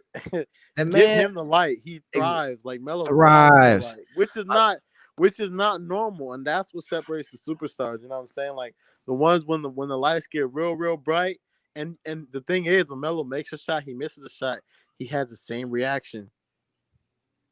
Like he's not gonna get too high, he's not gonna get too low. Like he is perfect for New York. Like he is what they need right now, especially like after the pandemic, like if they could, like man, they got screwed in the draft. I felt so bad for them. Yes, Not even top 5. Like it's really bad. They it's weren't hella close. bad. And that's 2 years in a row for them. Like they were hyped. They was praying to God they got Zion. Didn't happen. I started hoping they got the top 3. I'm not even a Knicks fan. I was just like, man, like they need, even if they don't get LaMelo, like at least give them top 3, give them something. Yeah, I think it speaks volumes to how many people who like are not Knicks fans were just hoping that they got a solid pick. You know what I'm saying? Yeah. Just on the count of like, please, man, they've been getting jacked for a long time. Let me see. In your opinion, what's the second best league in the world? And basketball, Australian League, Southern and South American League, or EuroLeague? I believe that's the EuroLeague is from what I've heard. I've seen some of the NBL stuff, but I mean, when you look at how many guys who come out of the EuroLeague and made it to the NBA and actually was hooping, successful, yeah, like that just feel like that's the has to be the second it best. gotta be. Oh, yep. Somebody say Spanish ACB League. That's where Luka Doncic came from. Big Luka. Luka is like that. He is like that for sure. Luka impressed me, man, through the playoffs. He's slow-mo. He gets to his spots. And he put in work. There's a couple games, man, where he looked like he was ready to make a playoff run this year, which was crazy to me. If Porzingis doesn't get hurt, I really don't know what happens with that series. You know what I'm saying? And because the Clippers didn't beat the Nuggets, so I'm not gonna sit here and assume they would have beat the exactly. The Mavs. Exactly. And did Luka get knocked out just for a little bit too? Oh no, he was hurt, but he played. Yeah. That's he played every game, but Morris was trying to murder that kid. Yeah. Morris was trying to set the tone. But here's the thing, and that's another thing about the NBA. Like all these players are trying to, not all these players, but a lot of the players are trying to set the tone and be violent and stuff. But it's a different age. One, everybody is not gonna react the way they used to. Mm-hmm. Two, now like everything you do is on camera and it goes straight to Twitter, to Twitter. So if you stepped on his ankle, like in the past, in the 90s and the 2000s, nobody's really looking at the ankle injury. You know what I'm saying? Like they're like, oh, like it was an accident. But nah, if you step on Luka Doncic's ankle, they're gonna have that frame by frame on Twitter within 2 minutes. And they're gonna have a comment, was this on purpose? Like right away. Yeah. Even to the point that Marcus Morris had to go convince, like he had to go on Twitter and tell everybody that it wasn't on purpose. Yeah. I mean during the playoffs. That's what makes the game, I guess, more difficult today and makes it like easier, is because not only are the refs holding you accountable on the court, like you're gonna have to deal with the ramifications of what you do off the court as well. Society is watching you and calling you. Look at the boy from Duke, no mercy. What's my guy from Duke who was kicking people in the balls? Who was Draymond? Tripping people. It's Grayson Allen, yeah. Grayson Allen, yeah. Where he couldn't come back from that. Like, I'm still surprised he got drafted. Honestly, he came out too late. He should have came out like sophomore year. He was a senior, right? Yeah, he stayed too late. That was his fault. He had to stay though after that junior year, that was when he got in the most trouble with the kicking and stuff. He had. That's what I'm saying. Sophomore year, he should have left. His stock was high. And I think that folks underestimate too, man, how like, yes, he was tripping folks and was like, damn, I gotta keep rebuilding my image. But I remember my man LeGarrette Blunt. Yep. Punched that dude from Oregon. Dude in the face and got drafted. Yeah. Oh, yeah. And so, if you could hoop or you can play, they're gonna take you. You know what I'm saying? We'll figure out the character flaws. All you gotta do is get in the meeting. Greg Hardy. Hey, but hold on. It doesn't hold on though. It don't hurt to have Coach K saying that you're a good person. Like he's very lucky. He's very lucky he was at Duke. Yeah. He was at a small little school or a smaller D1, then he's not getting drafted that high. Ain't no way. A senior doing all that. Yeah. But you got Coach K saying, look, I can vouch for him. You know what I'm saying?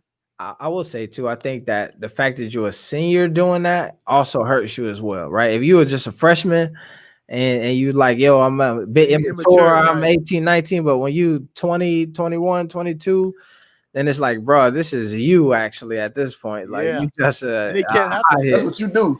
It yeah. wasn't one time. It was like consistent. Mm-hmm. And now you watch him in the NBA, and the people be giving him the little eye, like, is he gonna do it again? Is he gonna do it again? Is he still? Everybody's watching him now. He a G League or something, or I feel like he. No, he played in the playoffs. He was all right. That's what I'm trying to think. I mean, not the playoffs, the playing game and all that. The bubble.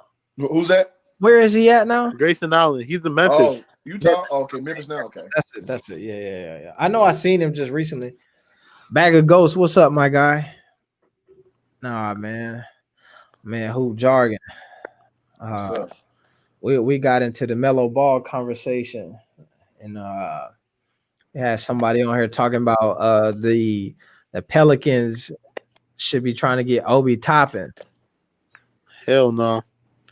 Man, that's like the talent they got already. Like, yeah, all big man. Like they got enough of that shit already. I'd rather have they need a 6'8", 6'7", 6'8", 6'9", small forward. That's it. That's the main. They got Ingram for that already. They ain't got nobody who can guard no. You said what? They got Ingram for that already though. But, yeah, but Ingram. The thing is though, Ingram not guarding. Not guarding other small forwards. I remember he trying to turn David him to Griffin, the Celtics, bro. Nah, David Griffin said he was a shooting guard. He even said it himself. Shit, I saw him playing the 3 all year long. Oh yeah, no. He's playing the 3, but the thing is, he can't really guard the 3. Like, Bi not touching Braun, he's not touching Paul George, he's not touching Kawhi, he's not touching the big threes. Like once you get to the third round, championship rounds, like in the playoffs, he's not guarding them. No, I get it. Well, they need like a real 2 guard though. Like they doing the dual point guard thing. It's just like you got 2 point guards, you got 0 point guards. And you know how to go. And truthfully, they playing 3 because they sometimes they play Bi like a point guard. JJ. Yeah. He dribbled it up the court. Drew Holiday dribbled it up. Lonzo dribbled it up. You know what I'm saying? Like it's 2 equal opportunity, man. Yeah. And I mean that's probably the problem. I mean, a lot of the best teams only have like 1 or 2 main playmakers on the court. For sure. You know what I'm saying? You're going to have everybody else, they're going to pass the ball and move the ball. Yeah. But that's basketball. You know, they got defined roles, man. Good teams have defined roles. Everybody know their job. Go ahead, bro. No, go ahead. My fault. No, I'm just saying, like it's just like, man, in college, man, when you got 2 quarterbacks, you got no quarterbacks, man. Mm-hmm. That's just how it go, man. You got to have defined roles. You got to know the pecking order. You got to know who is responsible for what, and that's how you have a harmonious, basketball situation, and that's how you win championship level stuff when everybody know their role. So, yeah, and that's gonna be interesting next year too, because obviously Bi is gonna be the most skilled player, but I think Zion might take that jump, that leap next year, where it's like you kind of got to give this kid the rock, like towards the end of the shot clock. Like, I mean, we've seen like it's kind of weird. Like certain players have that it factor where it's like they can literally drive a team to a win within 2 minutes. Mm-hmm. And like Zion's one of those kids where you give him the rock and he'll go all the way to the rim no matter what. Even if he misses, he's getting his own rebound and putting it back. Yeah. I think like he does that to everybody he plays. Zion, there's certain players who get on your team, and no matter how like good your other guys are, like you got to get out of the way. So Bi may be like the most experienced, most talented, like recent all-star, but like a healthy Zion, it is more beneficial to the Pelicans, right, to allow Zion to grow than it is for Bi to be Bi next season. You know what I'm saying? Like, yeah, he had. I mean, but the best part is we've seen it where Bi is the best player and the lone best player. You know what I'm saying? We saw the results of that, and that's not. Now it's time for Zion to really take over this. Like they drafted Zion number 1 for a reason. You know what I'm saying? Like they trust me when Stan Van Gundy got hired. I bet you the first word that came out of David Griffin's mouth was Zion. You know what I'm saying? Shit, like he is the franchise. Like hell he yeah. is New Orleans right now. And if he leaves, they're screwed. But let's not even get into that. But right now, let's say my man Cedric Towns, he hate the Zion talk. I mean the Bi talk. He said stop giving Bi credit. But my thing is said Drew the best player. Drew nice. Who you Drew's nice, but I'm not gonna say he's the best player. He's Who's not. the He's all-star? not Who wouldn't? consistent. That's a fact. If you had one of them on the team, who you taking, Drew I'm or taking yeah? Bi. Yeah, I'm Sorry. taking Bi. Bi Sorry, 6'9". Stop playing with me. I want Bi because I feel like if you can get him to play like Kevin Durant, you know what I'm saying? Where even on the defensive end with Golden State, Kevin Durant, 7 foot, man, he was a damn near a shot blocker at times. You know what I mean? Like, Multiple times. yeah. So if you could get that from Bi, if you got Lonzo, your 3-and-D guy, you know what I'm saying? We asking you to play defense, and you are new. What's the guy who I feel like you be talking about him all the time? Who jogging for the Rockets? PJ Tucker. Yeah. When they compare him to Jello. Yeah. I'm telling you, tell Lonzo, bro, you PJ Tucker. Now You think it's true? Now you violating. Now you I said, violating. You violated. You violating. Is I'm it not too, gonna let that bro? slide. Hell Nah, no. bro. Come on now. If you tell him, yo, AB, nah, mind you. Nah. if you Because tell you're not him, gonna call Lonzo AB PJ Tucker. violated, dog. You violated, bro. I'm saying That's crazy. That's crazy. if you tell him, bro, in order to get on the court, you at least got to give us PJ Tucker type play. 3-and-D, knock down the threes and play hella defense. That's what he already doing that. You're not asking he's him already to, doing that. you're not asking him to do nothing. You're not asking him to change He's the already role doing though. it. Like, But I'm If saying, he's not playing well, he's already PJ Tucker. He's already PJ Tucker. you know what I'm saying? Like, if he gets over double-digit points, he's not PJ Tucker already. Because PJ Tucker not scoring over double digits. let's see. I'm gonna see what PJ Tucker's stats look like this That's last hilarious, dog. Hey, but you got to cut it out. Yeah, hey, that's wild. Bro, PJ Tucker been in the league for a while. Yeah. That don't mean nothing. Bubble Zoe not gonna make it, my guy. That's Bubbles though. But You ain't lying. Bubbles You though ain't ain't lying. the whole But package. I don't think Bubble Zoe's the real Zoe. PJ, okay. okay. The whole package. He Bro. was low-key checked out. PJ Tucker giving you 7 points a game, 6 boards, and 1 assist. Lonzo already averaging more than that, AB. Listen to this. Zoe do that in his sleep. But he also is giving you 81% from the free throw line. 35. That's where you going with Okay. 40%. Okay. So he can shoot free throws. That's where you go with So all you're saying is Lonzo be more efficient. Be That's more all you're saying. Yeah, like if you are as efficient as PJ Tucker, we'll see if we can throw you in the pick and roll. We'll see what you do like. Yeah, so now Lonzo got to prove that he can score before he does a pick and roll. If I'm dreaming, you know what's crazy? Zion, like Lonzo's pick and roll, like you violated because Lonzo. No, you violated. Lonzo gives some time to Jackson Hayes, to Derek Favors, to Zion after pick and roll, just straight dimes, lobs or dimes. Man, let me see. But he do be having his turnovers out the pick and roll. I'll tell you that. I will say, hopefully, in all the work that he is doing in this offseason, like that's part of what he's working on. You know what I'm saying? Hopefully. Yeah. But I forgot, man. I forgot who this was. Lonzo's grinding though. He getting to it. I was listening to one of these players on one of these podcasts. I don't remember who it was, but he's talking about how in the offseason he was working pick and roll. He was working all of these drills. And then when it was time to play, the coach was like, all right, you standing over here and you knocking down corner threes. Oh, that was Gilbert Arenas. I remember talking about that. Yeah, was he talking about him or it was on his show maybe? But so yeah. So what I'm saying is that I hope while all of this work and folks is like, yo, Zoe out here putting in the work on the offseason. Oh, that was Josh Hart. Josh Hart, yeah. On Gilbert Arenas show, yeah. Yeah, it's Josh Hart. And then so he's saying, so I'm hoping that all of the work that Zoe is doing matches with what they asked for him to do. You know what I'm saying? Because as of so far what we've seen, they have asked for him to do things that he has not actually been able to do.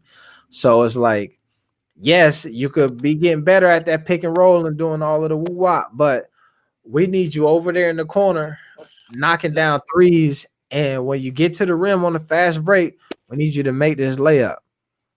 Right. You're right, though. He need need to work on his finishing. He need to work on his floaters. He need to work on his mid range.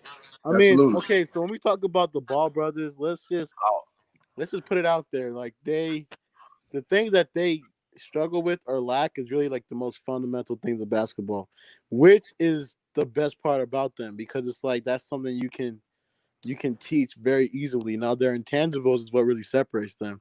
The reason why Lonzo was people were so sought after him is one, the way he moved the ball, two, how athletic he was, but three, that full court pass was like captivating. He was throwing lobs. He was doing that at UCLA. He was doing it in high school.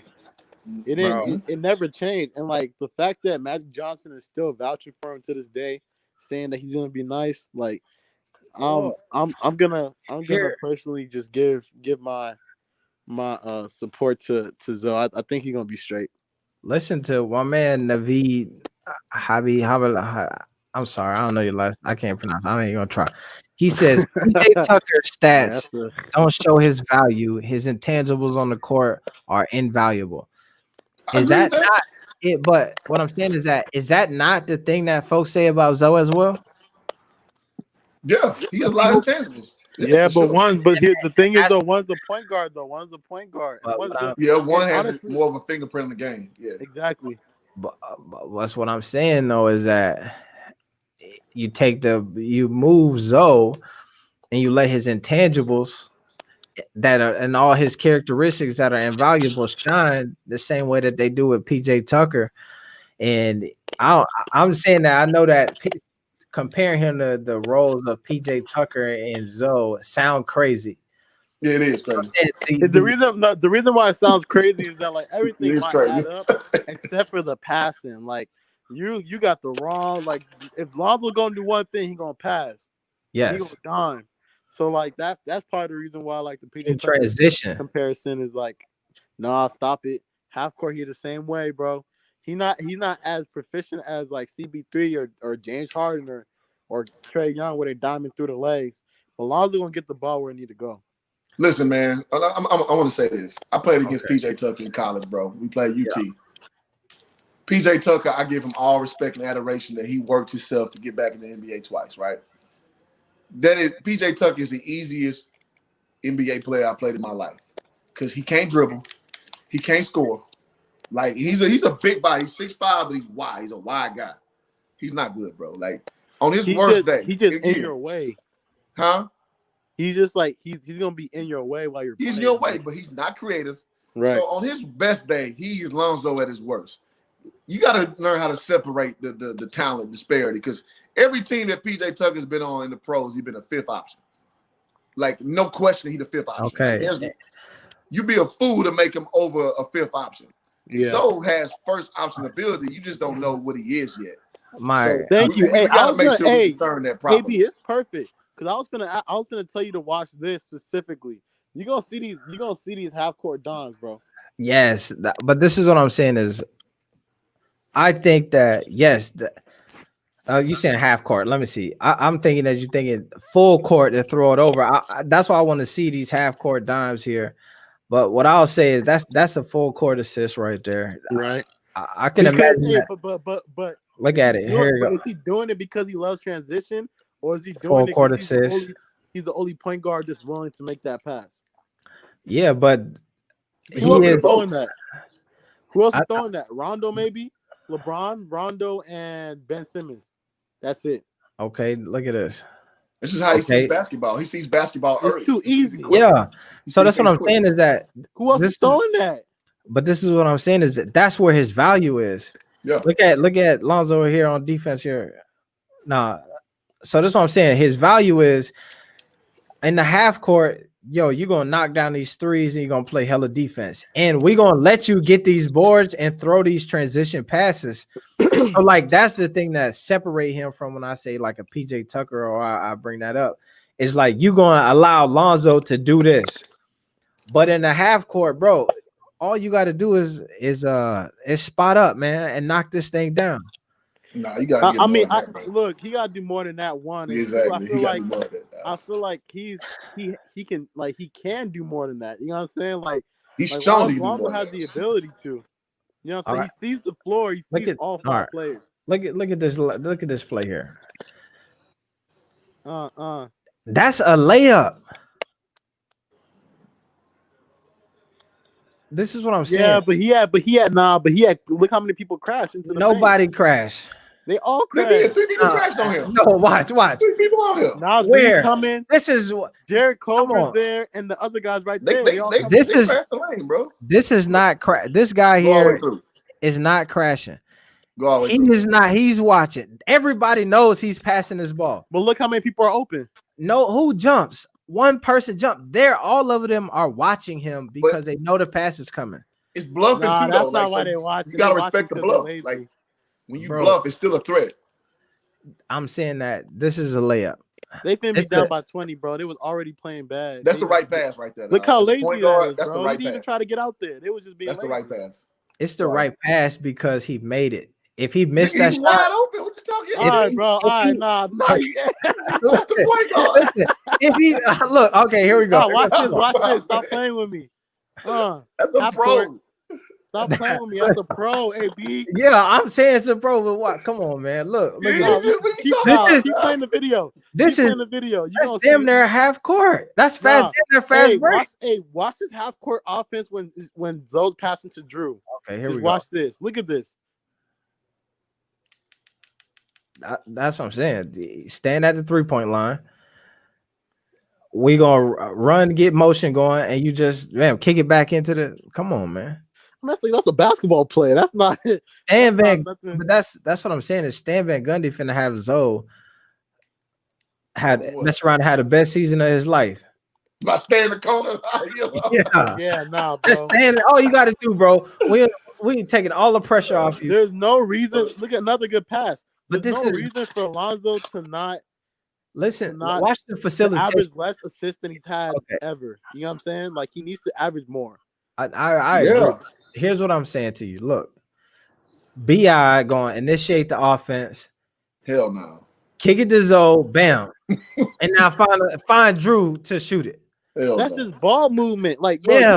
you trying to act like you trying to act like Lonzo, like this is a setup for Lonzo to be like that. But that's what I'm saying is that I'm waiting to see the plays where they like, all right, bro, this Watch is the this, watch setup this right for you. here. That's basically fast break. Oh, stop, bro. That's not half court. This is not half court offense. That's half court offense, bro. This is It's a side out of bounds. That's half court offense. side out of bounds. He didn't even out of bounds. Well, yeah, out of bounds, but yeah, that's half court, bro. Yeah, but that's what I'm saying. Like, yeah, this is the shit that we want you to do. Like, he got to get better there. I'm with you on that. Yeah. You got to get better there. Yeah, he definitely got to get better. I'm not gonna make But excuses for the him. better part of the like, okay, the half court pass. Look at that. The half court pass That's is not a good pass. It's not a good pass. Come on, man. This is one-on-one here. He passed it into three people. This is what I mean. This is and I ain't trying to be super critical of my dog Zoe. I believe he a hooper. I believe he finna hit the stride this year. But I'm just saying this play is No, he does overpass. He does overpass. Yeah, he does that. That's true. He does overpass. That's facts. He driving the basket here. My man here faked the pick, cut to the basket. Zoe is going. He gives the ball up into the lane where there's four defenders. Yeah. If he just keep going to the hoop, he got a damn easy layup or a dunk. But this man he here, might have a layup. He might have a layup. No, you're right. but now watch this. If number 22 is Zoe, he's He's gonna pass the 55. Exactly, yeah. So maybe he's reading the skip pass. But what Favors does, because he a real NBA player, he go up through contact and get the bucket.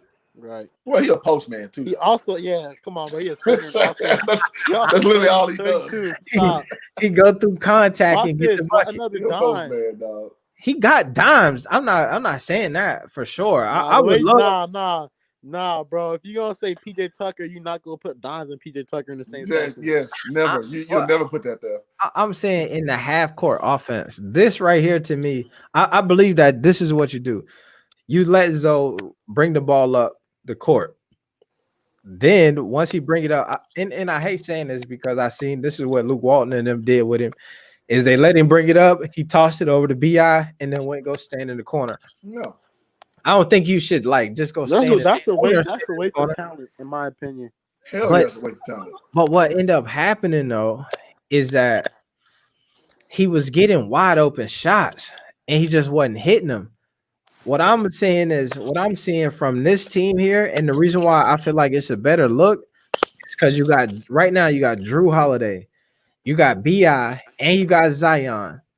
And if you say, and you got JJ Redick who's gonna be on the court, they are going to leave him damn near by himself. Like people gonna forget that Zoe was on the court. So if he could drive to the basket, we kick it to you. You drive to the basket and kick it back out for your assist. Bam, that's exactly what he's been doing here. If you wide open, you knock down the three. Bam. This is. But the biggest thing, bro, is really just his efficiency. That's it. Yeah. If Lonzo's more efficient, everything else falls into place. Nobody's saying nothing about nothing. Yeah, and that's what I'm saying. But it's gonna be more efficient doing what he already been doing. Damn, that's a beauty. I mean, he got to make some beautiful passes. Let me see what man we're talking about. What do you think? Lonzo, Melo, Jello, Curtis Hollis, and some athletic center protecting the rim in the lineup. Curtis Hollis, good man, get out of here, bro. Don't do that to Curtis Hollis. No, Curtis, stop. He ain't a pro right now, fella. Bro, oh my God, come on. He's a dog. He's a dog. He's a dog, but he's not an NBA. But come on, whoa. They're not doing all that. Who's talking, bro? I can't. Hey, you gotta finish the assist video, bro. He is literally not a you NBA missed like 30 half court assists, big dog. Stop. Bro, when the last time you seen Curtis Hollis hoop, bro? It's been a minute, but is he an NBA player right now? Yes. He's right now. He's an NBA player. Is he in the NBA? But only because because what? It's a pandemic. He's not in the NBA, bro. Melo ain't in the NBA. Melo is about to be a top draft pick. All right. Curtis Hollis not had that type of projection right now, brother. Not a top draft pick, but bro. He's NBA material, NBA bro. player. He's definitely a hooper. He an NBA player. He's a hooper. He's fine. He's not a pro right now. That's just fact. He trust me, man. Come on, man. Curtis Hollis a baller. Nah, Curtis he like that. He like that. You heard it here first. Let's not prognosticate dudes what they're gonna do in the NBA. They're not in the NBA yet. Here's what I'm saying. He's saying Jello is also not in the NBA according to this list. Lonzo is on his way out if he don't turn it up. You know, no, he's not. No, he's not. You're so biased. Lonzo got 10 more years. Bro, first of all, I can't. At least me being critical of Lonzo is you can't say that's biased. That's I have been. I know. Yeah. You an OG. I know. I've been on it. You feel biased right now. I don't care. I'm just going off of this is the same thing that you be saying. Like, man, I gotta wait to see when I see it. And I'm saying that I've seen it. And I'm just going off of what I seen. Y'all biased, if anything, because y'all trying to make it get to something that it ain't. Because there's so many things that have went against Lonzo, bro, besides injuries, besides not having an off season, besides not having a good coach, besides his low usage rate. Like, there's so much that's been going against the kid. Like, regardless, he had a bad rookie season with the Lakers, but honestly, when he's healthy, this kid's one of the best point guards in the league when he's fully healthy. You saw that run he went on with the Lakers before he got hurt. I'm saying when he's fully healthy and like hooping. Like, we've seen him. Before he changed his shot, you saw that little run he went on when Brown was hurt, and it was he played well. Else. We got hurt. That boy was running teams as the lead point guard. He was hooping. I give you that. He was hooping. Beating the Rockets by 20 in Houston, and then got hurt. Then again, we lost that game. I'm a Lakers fan. Yeah, I remember that. Look, let me. Come on, man. The kid is different. AB, stop it. He is different. Let me say this. Being a normal point guard. All right, let me pull this off because this is what I got to say, man. All right, here we go. Listen. Zoe, people, y'all keep talking about usage rate, and you got in a whoop and these situations. Lonzo Ball came into the league the most hyped Laker player in the people forget when Lonzo Ball was on the team. Folks forgot that Brandon Ingram was also a second round pick. second pick in the draft. They forgot that Julius Randle was also a second pick as well, right? No, he's 7th pick. He's the 7th pick. They had during that time they had like at least 2 or 3 top 5, top 10 picks. You know what I'm saying? And folks, just the 2. All right. So they traded D-Lo. So yeah, they traded D-Lo. You're right to get him. So what I'm saying to you is that they brought him in with the intention of, bro, this is your team. You don't have a guy that hyped and then him not have opportunities to shine and be great. He didn't. Hold on, AB. AB. The kid had 29, 10, and 9 in his second NBA game. Exactly. That's my point to you. Is that's how much they was ready. Take it, bro. We giving it to you. Here's your opportunity. You still got to go through the learning curve. One word for you. Luke Walton. If Luke Walton, exactly. Luke Walton. How you gonna take him out? How you gonna take him out? Hey, his minutes were so bad. What I'm saying. And fam, he doing the same shit with De'Aaron Fox. He fucking up the rotation with De'Aaron Fox now. That's why he started getting hurt too. Listen, Bar said it. He said the way he plays his point guards, they always get hurt. He's not a good coach. What I'm saying, that may be it. So that could be it. Luke Walton could be. We could say Luke Walton was terrible and all of that. But what I'm saying is that if you're a hooper and you on the court, okay, and in one game, your second game of the season, you go off for 29, damn near a triple double, right? And then, so to me, that says that you got a coach who is saying, "Yo, bro, like if you gonna get it, go get it." Like shit, I can't hold you back. If you bringing the ball up the court, you the point guard. You got okay. You got opportunity to pass. You got opportunity to do all of this stuff, and then all of a sudden, now I'm feeling like, damn, bro, I got to put you in the corner. I don't know what I got over here. But you know why though? You know why? I bet if Luka played a little bad during the game, he's not gonna go sit in the corner. I bet he's still gonna have the ball in his hands.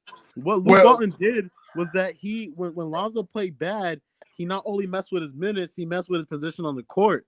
He started taking the ball out of his hands, which you don't do to the point guard that you pick for the future. You give him the ball, you get the fuck out the way. That's what happens when you're a Laker. What I'm saying was like, oh well, he's a rookie. We want to help nurture him, and he's playing bad. Let's give the ball to BI and get out, or Julius Randle and get out the way. And put him in the corner. Like, come on, bro. Do you hear what you get better? You get better through adversity, but he never let him get through. You hear what you said? That's how LeVar taught him to play through adversity. You said he was playing bad, and then they messed with his minutes and pulled him off. You know what I'm saying? Yeah. Not he was playing hella good, and then they pulled him off, and they switched him up and made him rookie, AB. You're a rookie. What I'm saying is that rookies go through that, bro. Most rookies go through that. And that's let's not tell him he had hella weapons. He wasn't. No, he changed the whole culture how we play. Okay. Bro. Listen, all right. Look, man, I agree. I'm saying that I'm a Lonzo believer. I want that to be known. When he was in the league, and it was this right here was going down. Let me pull this up for y'all, man. When this was happening, there was nobody who was hyper than me. Dang. The assist when he dropped this 29. Cat. Lonzo I'm saying that. What I'm talking about right now is how you're viewing him for this next upcoming year. For me personally, I think Lonzo, first of all, he has to have higher averages in every category, every single one. Yep. Secondly, if he wants, especially if he wants that contract. Secondly, Stan Van Gundy cannot put this kid as a 3-and-D in the half court. That's damn near disrespectful. If he's a starting point guard and he's never initiated, maybe you can split it up. All right, maybe you're gonna give Zion some time. But if he's not the third or the second, first of all, he should be the second playmaker at least. But if he's the second leading playmaker on the team, he's not going to be there long. bro. Chicago, Phoenix, they gonna give him the rock. Look at this right here, man. If Zoe was playing like this throughout all of this time that we talking about, nobody would have no criticism of him. Attack the basket, beautiful pass. Like if he was playing like this, 29, 11, and 9. Look at that. Who is doing that 3 years in, AD? Nobody's. This was second game. This was the second game. Yeah, but it's the ebb and the flow. That's how it goes, man. Till you learn your foothold, you're gonna have. Look at this. You have valleys. That's how This it goes. was the reason why everyone was so hyped throughout the year. This game, because it was so early and it was like, oh shit. Like, you know what I mean? That was the thing, but he had. Look at the aggression. Look at the moves, bro. Wishes he never changed his shot. People start watching film, AB. When you start watching film, then you gotta have a counter. What I'm saying is that I agree with you. They start to counter and all of this, but what I'm saying is that when is the last time you seen this move from Lonzo Ball? It's been a minute. You know what happened? Hezzy, spin move, mid-range jumper. Yeah, you're right. Like Hezzy, they changed a lot, bro. Like when you change the shot in his normal form, his moves aren't the same. Like a lot of whatever. But if the kid had a shot for that long, like part of me was like, damn, I low-key wish Lonzo could have just perfected that shit. Like, can you hear him hoop jargon, or is he breaking up on you? He's kind of drowning out on me a little bit. Yeah, me too. Can you hear me? Yeah, there you go. Boy, sound like T-Pain. Yeah, you got that auto tune. I was saying, like the fact that he changed the link again. Let me see. Shit was crazy. Yeah, bro. He could have perfected it. Couldn't solve it. I got that auto tune. Yeah, you in and out again. Strong with it.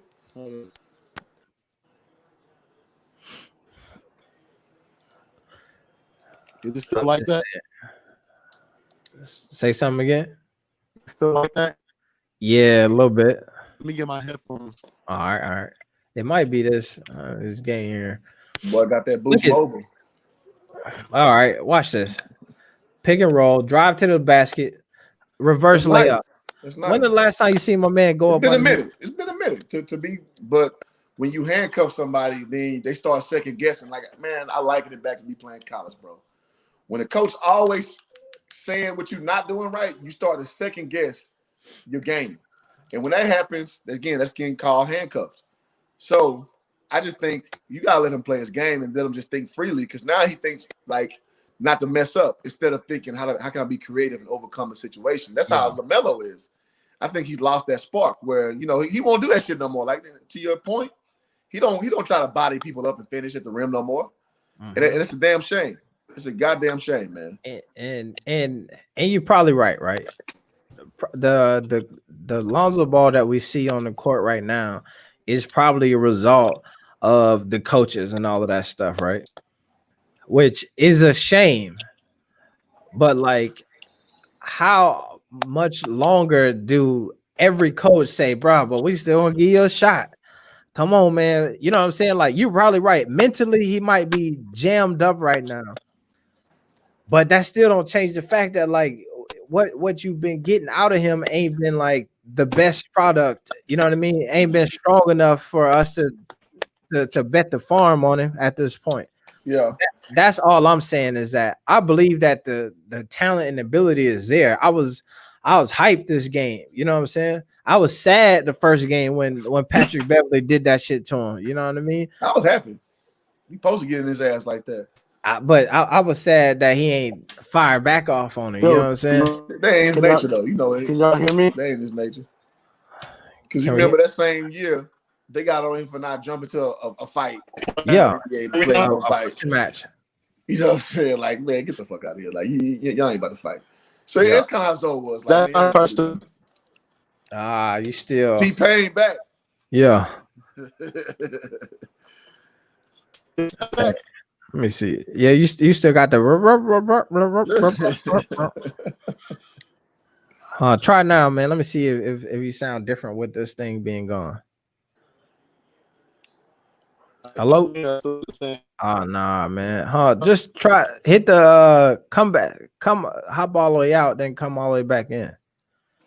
My man Kid Max is sitting here waiting to jump in too. AB, pull up Curtis Hollis Insta for the folks and show his 3-dunk clip. People got to see. Come on, yeah. Let Man, me. Hollis, no, I don't want to see no dunk clips tell you NBA ready, bro. I know Come so on. many dunkers who can't dribble and chew gum. But that's not Curtis Hollis though. Well, but you can't say pull up a 3-dunk package because here's that, bro. A cat I played against in JUCO. His name the Air Up There. You remember watching the N1 tour? The Air Yeah. Up There. Yeah. The 720, Mr. 720. Yeah, I know the era. Played him in JUCO. Boy can't really hoop like that, but that boy had the most bounce. And anybody vouch for his bounce. I don't want to see no dunk packages. I want to see some NBA level hooping. That's all I want to see. I don't want to see dunks. Here's what I'll do for you, man, because I know that is I'm not sometimes. hating. I like Curtis. I like him, but I'm just saying NBA is NBA, bro. Let me. NBA is NBA. I got you. I know what you want to see, man. And the beautiful thing about my dog Curtis Hollis is that he got the footage. My man be out here working with pros, putting in work. This is I'm not just speculating. Sound like you speculating. I'm not. Wow. You see what the first comment up here say? Pro, fire, easy work. Man, I don't give a shit what they talking about on there. People say anything. I see you, Killer G. The same people would be on Lonzo shit. Oh, he a bum, trash. Ooh. I don't care about no comments. Bro, the same people. If it's come on, man. What? Y'all, I feel like y'all be making me hate on people that I don't be trying to hate on. Because you be losing scope, dog. Like, you can like somebody and still put them in proper scope, bro. Oh God, Curtis. He a hooper. Bucket. Come on, man. My man is, but NBA is a whole nother level, dog. he is an NBA player, bro. Trust me. NBA is the best. I don't see no NBA shit right here, bro. This is drills, man. Okay, so I don't see no NBA shit. Come on, man. NBA. I'm sorry, man. If I'm gonna be the Curtis Hollis hater, I'll be that because I like the kid. I like him a lot, but I don't see NBA until I see NBA. Come on, man. Did you watch him, Drew League? I don't put stock in Drew League being NBA ready. At the age of some of these dudes, when you could go in there and you put work on these guys. Mm-hmm. Man, because again, I'm from Houston, bro. Like, so we got a Drew League ourselves. It's called a Fondy League. So there'll be a lot of cats who ain't got no business ever in the NBA who be giving NBA dudes buckets at the Fondy. So, yeah, you know what I'm saying? You got to be able to discern how does that play to the next level. Or league, my dog, stop playing. Man, listen, man. I understand. Bro, I'm guaranteeing you this right now that whenever the 2020 NBA season start, you will either see my guy Curtis Hollis on preparing to be on some G League squad or something. If not trying to make an NBA roster, but you're gonna see him playing high level overseas. Either one of the two, whichever. Okay, one. I want to see it. I want him to hoop. I want him to do his thing. I just got to see it before I can get a cosign. Like Luka Doncic, I was one of the first ones to say Luka gonna be a nice ass NBA pro because he played in the ACB league, which is the best league overseas. Yeah, in Spain, and he was a leader at 16. That translates to the NBA. Porzingis was killing at 19 years old in the same league. Serge Ibaka was killing. I like that is pro shit. Ricky Rubio was killing the same league. So I see that. I'll get a cosign. But until you get to that point, I just gotta see it. That's it. That's what I'm saying, though. But at that point, it's too late. Shit. At that point, anybody could co-sign that. No, not Serge. If you go kill in them leagues, and then it's like, oh, bro, hell yeah, bro. You killed in the best league. That's a co-sign. What I'm saying is that if you put Curtis Hollis in one of them leagues, he gonna kill it. Well, he gotta make it there though. Like they don't just throw niggas in the ACB, bro. Like you gotta earn it, the ACB. He trust me, man. Can you look? I ain't gonna trust you. I gotta see it. Listen, I know. When I give you the Zoe take, you be like, man, I don't know. Yeah, it sound like, bro. But when I've been spot on, man. Back when folks was trying to tell everybody that Melo wasn't a top prospect, you feel me? I was the one who was like, I was too. I got you. I was telling people that it was real. I got you, man. I made a video, AB, back in 2018, back before I was taking YouTube serious, and I evaluate their first game that Vicitis they played against Zalgiris, and I made a video about that shit. You almost got like 1,000 views. Mm-hmm. That's when I ain't know what I was doing, and I was saying like, bro, if you don't think LaMelo is gonna be next level, playing 16 years old, and I say he has a job that 22-year-olds would take after they finish college, playing in Lithuania. You take that job. And I was like, he gonna be nice next level. People, man, you just a ball family dick rider, blah, blah, blah, blah. I knew a pro when I saw a pro. So I'm with you on that. Yeah. You know what I'm saying? Yeah. So I had the same prognostication you had, bro. Bro, how do I get a job as an NBA scout? Come on, man. Because I know talent, bro. I'm telling you, I see it before. This is how I know that I could probably be a scout or something like that. Analysis of talent is because most folks need to the same way Ja Morant, right? When they tell the Ja Morant story and how he ended up at Murray State, it was a coach who was walking through a gym and Ja was playing 3-on-3. And he was like, boy, stop. You coming to Murray State right now off 3-on-3 basketball versus some scrubs. It happen like that sometimes. And that's what I'm saying is that's the way that when I'm telling you to believe in me, when I tell you about Curtis Hollis, that's an outlier. And that's what I'm saying is that's what I'm trying to tell you right now is that all right, go ahead, it's an outlier. Am I saying that he the next Ja Morant? No. What I'm saying is that he has the ability to play in on that level. And I know that from watching him go to work against pros. The same way folks be like, Melo played them pros overseas. My guy, Curtis Hollis, has done the same thing. He got the highlight tape to back it up as well. Versus my man sound a hater in the chat. I'm a hater. I'm a hater, bro. I support everything Big Baller brand, dog. I'm a hater. Hating. Good Lord. I'm a hater, man. I'm a realist, man. I'm not gonna sit here and tell you if I don't believe it that everything is gravy. Big Baller related, dog. If it ain't, I'm gonna have skepticism, man. I'm sorry, guys. Not a hater, trust me. Big John. I get told I'm a Big Baller brand dick rider, so you know what I'm saying. Yeah, you can't have it both ways, man. I'm just gonna call it how I see it, man. You can't pigeonhole me like that, man. Nah, Hollis is nice though. I seen him in the JBA a few times. He cool. Okay. He's smooth. Nah, yeah, I think he got some G League talent. He might get picked up. Hooper, man. He's a hooper. 100. Yeah, he's a hooper. He for sure. NBA is on that level, dog. NBA is the NBA, dog. The best. You still talking about Curtis Hollis? Yeah, I got called a hater. Oh man. How you guys doing tonight, though? Hey man, it's all good out this way, man. That's good. That's good. Mm-hmm. I'm a big supporter of the channel, AB. I see what you're doing, man. That's good. I appreciate it, man. I appreciate it. I appreciate you jumping on here too. I'm trying to get Kid Max in here, man. He can't stay connected though. What's up, man? Nah, we can't hear you. Nah, yeah, we can't hear you. Your favorite player, man. You know that's what they call Curtis Hollis. Nah, that's Curtis Hollis. Oh, that's his nickname. Yep. Curtis Hollis, baby. Everybody said that kind of thing. Only person I seen say that was LaMelo when he's talking about Kuzma. Oh yeah. AB. Kuzma ain't my favorite player. I'm a Laker fan. So who your favorite player on the Lakers? On the Lakers? Ooh. Yeah. LeBron. AD, big LeBron man. LeBron is the best. He's not my favorite player, but LeBron is the best player right now. AD like that. AD like that for AD sure. is a beta. He's a beta. He don't like. I like my guy Caruso. Caruso be hooping, man. My favorite right now, I gotta go Rondo.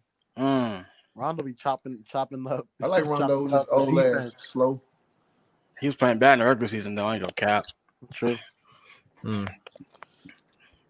KJ, you got a channel too? KJ Sports Talk.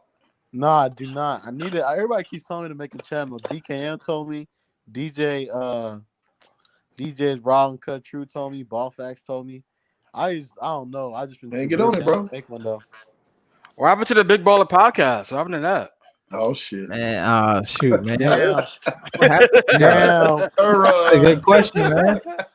We get into the real. That's a good question. Nah, it's supposed to jump off, man, but you know how it is. Boy, The streets schedules be busy, man. Yeah, Streets, man. The pandemic hit or what? yeah, all of that. Nah, little bit of that. it was hella virtual, so the pandemic shouldn't have stopped it. Yeah, you had a little Zoom call podcast. Mm-hmm. Oh, who this? Oh, Coach Hollis, yeah. Yeah, Drew League. Yeah, see, he balling. He a hooper. For sure. He just don't look like one because he's so skinny. That's a fact. Yeah, he's so skinny. He is young, 6'5", bro. though. Come on, man. 6'6", man. Don't Come sleep on. on Hollis, man. My bad. No, My I'm bad. playing. 6'7". Look at that D. Oh, go get it. Come on, man. Now watch him look up. Eyes up. Oh, in and out.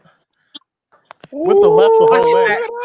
With the left. Bro, you better stop playing hoop jargon. Like that. Let me bring it back. Come on, man. When you see a player dribble all the way to the rim with his left hand, You know he coming. Coming.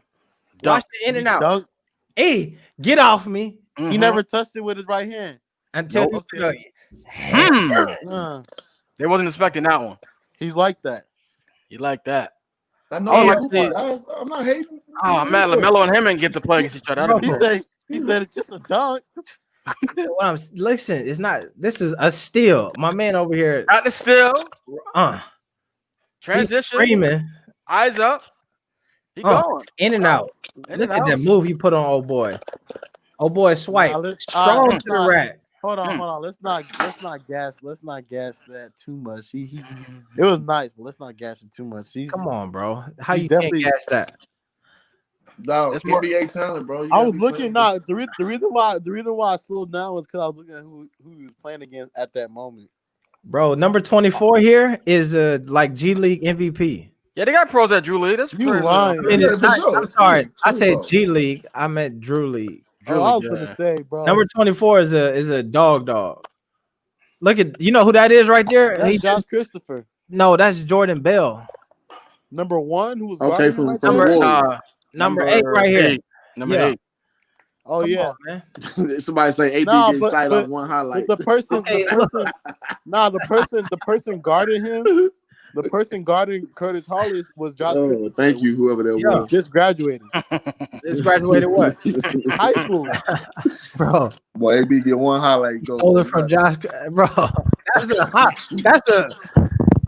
highlight, man. Let me tell you. AB, dog. now you searching. Yeah. AB, he tried to go through Hollis. This is page 1. This is page 1, bro. Curtis Hollis, 8'7". Hold on, man. Look at any JVA 38. Play that 2020 draft prospects. Come on, man. Not the whole thing. I just want to see how his shot looking. The kid is nice, bro. Why not sleeping on? Shooting guard 6'6". Okay. Come on, bro. 7'2". Come on, 7'2" wingspan. Come on. Come on, man. That's stupid. I ain't know his wingspan was 7'2". Yes, come on, man. That's different. He pitched 185. He already stronger than KD was when he came in. He get to the weights. Yeah, he hit that 3 times. Honestly, he's one player that I would like. And all honesty, if there's a couple of players that LaMelo's played with that I wouldn't mind him playing in the NBA with, and he's one of them. I want to see LaMelo play with Big O. That's my guy. Nice. I want to see him play with Rocket. Oh yeah, Rocket Watts. Yeah. I think LaMelo going to the Pelicans personally. Somehow. LaMelo going to the Pelicans? Oh, I got a feeling. The Timberwolves got to trade Drew Holiday. They're gonna trade Drew. They're gonna trade Drew somewhere. Try to get that top pick. Yeah. Number 2 and number 1. I don't know. That's tough. Max vertical 43. Hey, Drew Holiday and the Timberwolves is a problem now. That's a fact. See, I don't like 2 guards, like 2 point guards. I just don't think that's gonna work in the NBA. Like that's what Portland's doing right now. Portland got 2 point guards. I've heard that. I've heard that, but this is two brothers, bro. That's the difference. They know each other like the back, bro. Bro, you know one 2 point guards ain't gonna work, dog. Lonzo the score, LaMelo the score. Lonzo. Yeah, they grew up with basically Melo playing shooting guard every time he played with Lonzo. So he can get back to that. LaMelo's always the 2 guard. And now he's taller too, so it's gonna be crazy. Oh man, my man just knocked down 48 out of 53 free throws. I missed it. Get the hell out of here, AB. Get the hell out of here. I'm saying he missed. He knocked down 48 out of 53. He missed. That's proficient. That's excellent. And this is all in a row, bro. They got the whole thing right here. That's facts. But there's a lot of people. This is how you know you're a shooter. Oh, bro. So wait. So what do you? What's the argument here? He's saying that because he ain't done it yet, he can't say that he can do it. Oh, okay. And I'm saying that's not an efficient argument. Well, you can just say anybody who you think who can get to the next level. I mean, that's like pie in the sky. You can say anybody. What I'm saying is, I'm not saying that I think that I know some cats who I think can hoop, who I don't think is on Curtis Hollis level as a hooper. I'm not saying that I think he an NBA player just because I'm like, yo, bro, I'm saying that I believe that my dog is a dog. Okay, but a dog is one thing. And NBA dog is an NBA dog, whatever you want to call it. I respect the level of NBA so much, dog. Also, the weird thing about it's a whole other level, dog. Yeah, I was about to say the weird thing about the NBA is that like people can be athletic, people can be great shooters, people can be whatever. Yes. But being an NBA player is a completely different thing. Like, yes, sir. The systems you gotta run, sir. Defenses you have to know how to be able to beat, the yes, offense sir. you have to be able to run. The role you have to play. Like, let's be honest, Curtis Hollis, his mentality is like bucket getter. He can dime too. Everybody get buckets in that level. But to say Curtis is ready right now, like obviously he can prove it on his own. But from what we're seeing, like right now, I wouldn't put him in a starting lineup, and that's the way I'm thinking. I'm thinking about starting lineup when you say. I wouldn't put him on the team yet. Just Come on. there's no knock on that. I would put him on the bench, but I don't know if he's a starter, bro. He can come off the bench for a little bit. He come off the bench. You can say anybody can come off the bench because it's hard to quantify that. You're right. What I'm telling you is Mr. Basketballs are on the bench in the NBA. Like you were the man where you at, like the man, right? So you gotta account for that stuff, man. Like it's hard, bro. And I 100% understand that, bro. I know guys who like I play ball in JUCO, right? Mm-hmm. And there's this dude, his name Tariq Phillips. Mm-hmm. He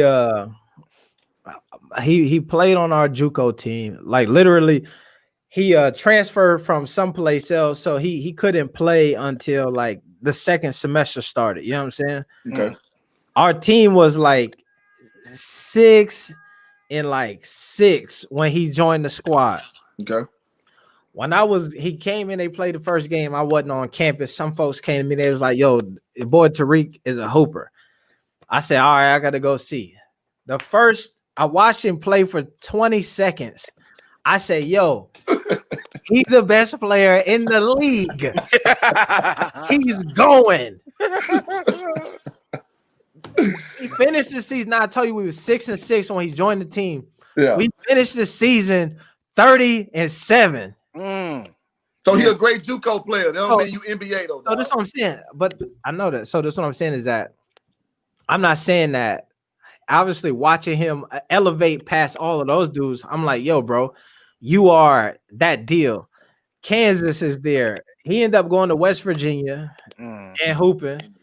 And then, but he kind of got caught up in one of those situations where they had the folks in front of him. He a professional player right now overseas.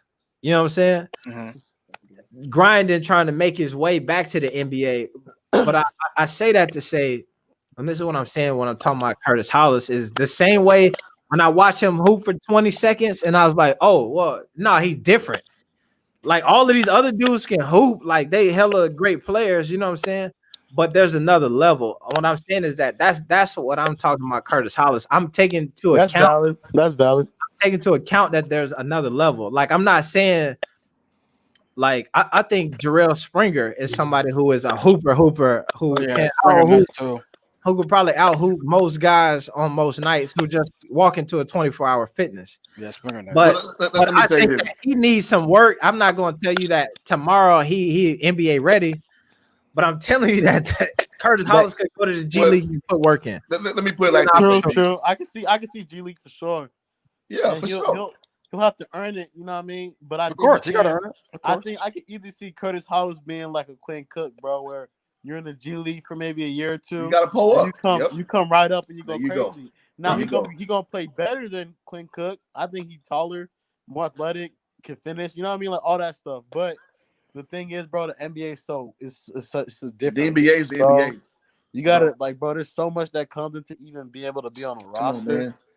Oh, yes, absolutely. A lot of politics because NBA is entertainment. If you're not, bro, think about it, bro. There's 60 players every single year, which means 60 people get cut off a team. Yeah, exactly. Mm-hmm. Exactly.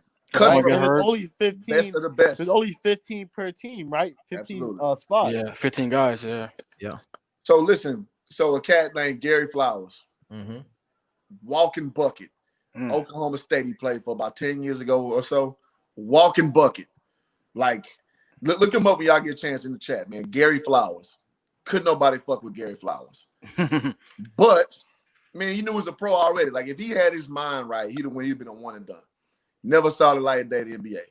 Because that next level is another level. Like, yeah, you good enough to go to Oklahoma State, right? This is back when Oklahoma State was real good at basketball. And you're not guaranteed the next level, man. And it's so much, bro. Like, let's not even talk about like the physical part of it, like the mental part. the amount of games. That's what I'm saying. Like the mental, the physical, the amount of games you have to play, the amount of like how long you have to be locked in for on the court. Like every possession matters, bro. Like, and not only that, but the eyes are always on you. I'm not saying I don't believe in him, and I'm not saying that I genuinely think he could be a G League player easily. I'm but saying that. I also think I think he can be an NBA player. Personally, I think he can. I think. Well, he's only 22, so he got time. Yeah, fair enough. He's still young. Agree. Yeah. He got a lot of time. Nah, I think if he would have went to Illawarra with LaMelo, I think he would be talked about his first round right now. Nah, because RJ Hampton went there too. He's a low tier. I said if he would have went way high LaMelo, profile. if he would have played with LaMelo as LaMelo's shooting guard. I don't know if I in Illawarra, I promise you, Curtis Hollis would be like first. Because that team was bad. It was a bad team. First off, so he would have averaged 20. But the team's bad. Like so, Aaron Brooks was on the team. He wasn't getting no NBA calls back. Josh Boone was on that team. He wasn't trying to get nobody talking about him coming back. Okay, but the thing is though, Curtis Hollis. There you go. Young, bro. He's 22. That's what I'm saying. It's exactly right. Potential isn't the same as opportunity though. So I'm saying like it. Josh Boone was blowing LaMelo a layup anyway, so he wasn't like that one clip everybody keeps showing. Man, it was one clip. It was a couple of that wasn't just highlights. He was blowing. It's because he was a crazy highlight he blew. You feel me? I know, I get it. It's imprinted in people's head. I get it. I get that. So I guess I'm saying like I understand what everybody's saying. I'm saying that I get in the system. Is Curtis Hollis going to make it to the NBA this upcoming season? Is going? He got to prove himself and go through the system. Like he just not finna. They're not finna give him that opportunity.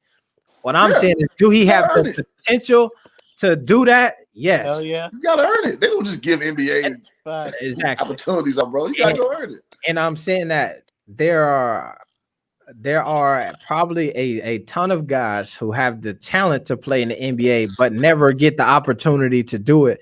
And I'm saying that if he does not play in the NBA in the next 5 years because he never got the opportunity, then to me that's not the same as you don't have the skill set to do it. I think he has the skill set to do it. There's a lot of people out there that can be in the NBA. Let's not. Yeah, exactly. Exactly. You know what I mean? People like I just said, the 60 people that are leaving, right? I think at least half of them can still hoop. Like, let's not act like it's the only hoopers, the best hoopers in the world are in the NBA. Like, there's some hoopers out there that are cold. Agreed. The thing is, the NBA is just the highest collection of them. and that's what makes it hard. It's like, because think about it. I personally think Jello has a higher chance of making the NBA than Curtis Hollis. His profile's his high. last name. Yeah.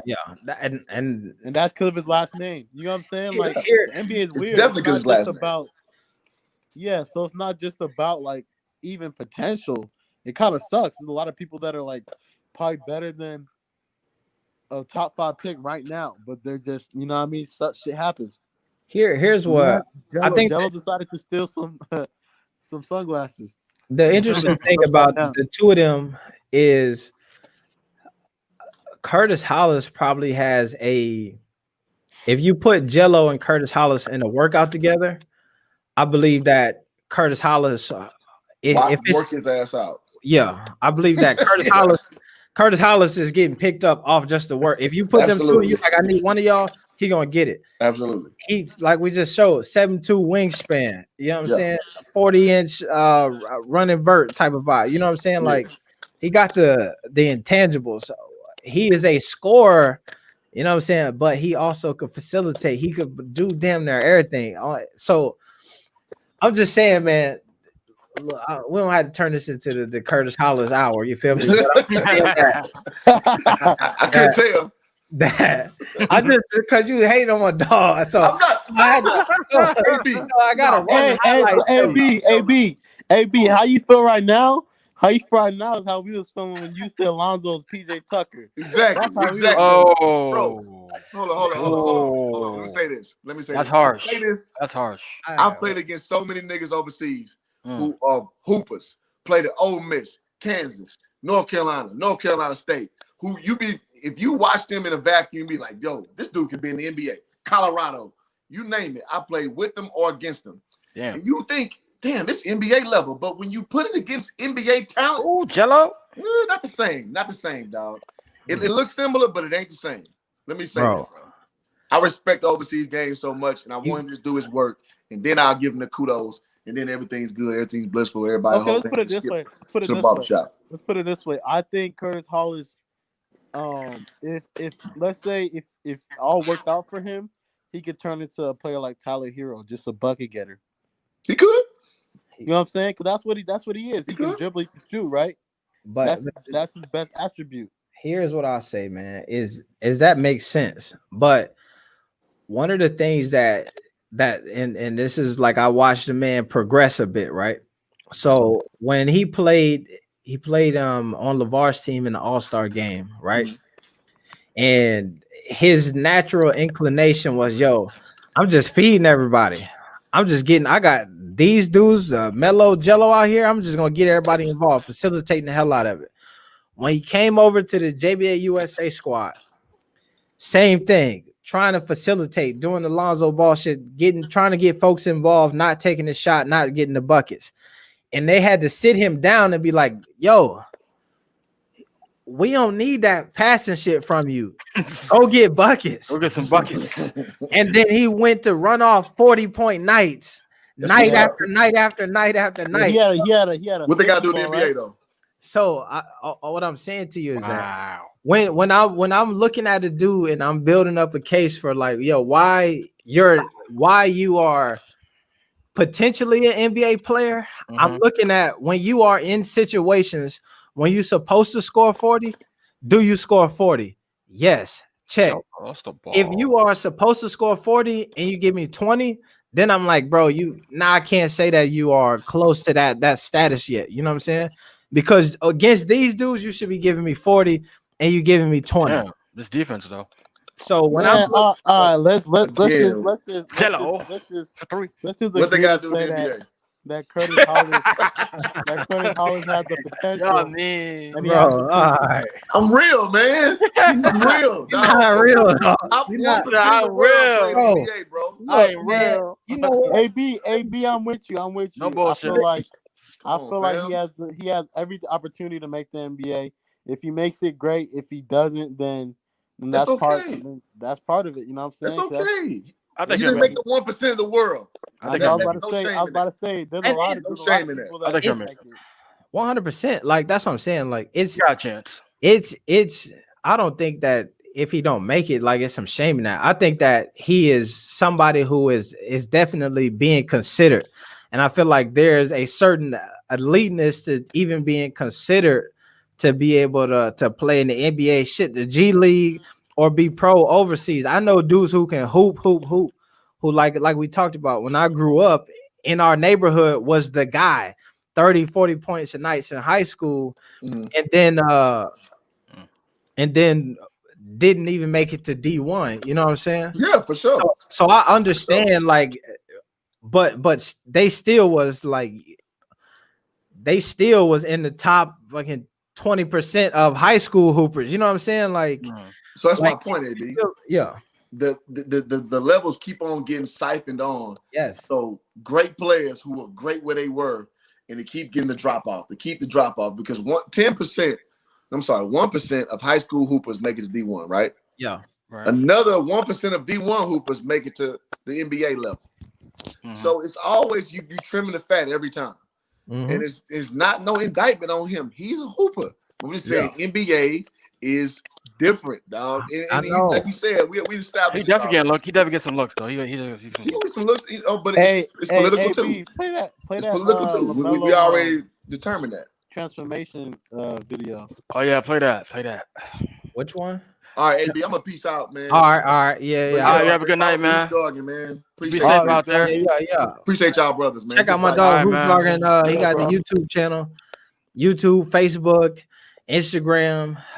He been obviously he not right about Curtis Hollis and a few other things, but most of his basketball takes is he got some stuff to work on. Yeah. He obviously got to grow a little bit. You know what I'm saying? But potential is there. You know what I'm saying? So definitely follow him. You feel me? God bless, man. All right, man. Appreciate y'all. All right, brother.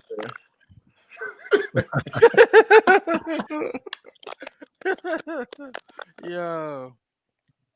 You said LaMelo Ball transformation? What's this? It's I think it's on Ball's Life, I believe, channel. I can send a link if you can't find it. Let me see, man. Transformation. Should be the first one that comes up.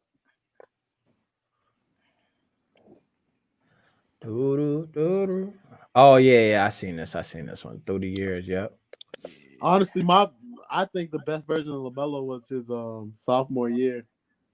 That was when he really didn't care. Crazy handle, floater. Like too much. He got tall quick though, bro. I mean, he was like 5'11". He's already 6'8" now. What happened? Jeans will do that. Yo. Jeans will do that. I'm trying to see. What have you been eating? Nah, that boy big growing pancakes. Yeah. He might be 7 foot. The way he keep growing, shit. No, I think most likely he might have one more growth spurt in him, but who knows, man. Ben Simmons went from 6'8" to 7 foot in 2 years, so. People keep telling me Anthony. I say who lying? That's cold. I think I don't know if he got like more inches to get, but I feel like he definitely got an opportunity to get like thicker, to put on some weight. You know what I'm saying? Oh yeah, definitely. I heard he did put on some muscle.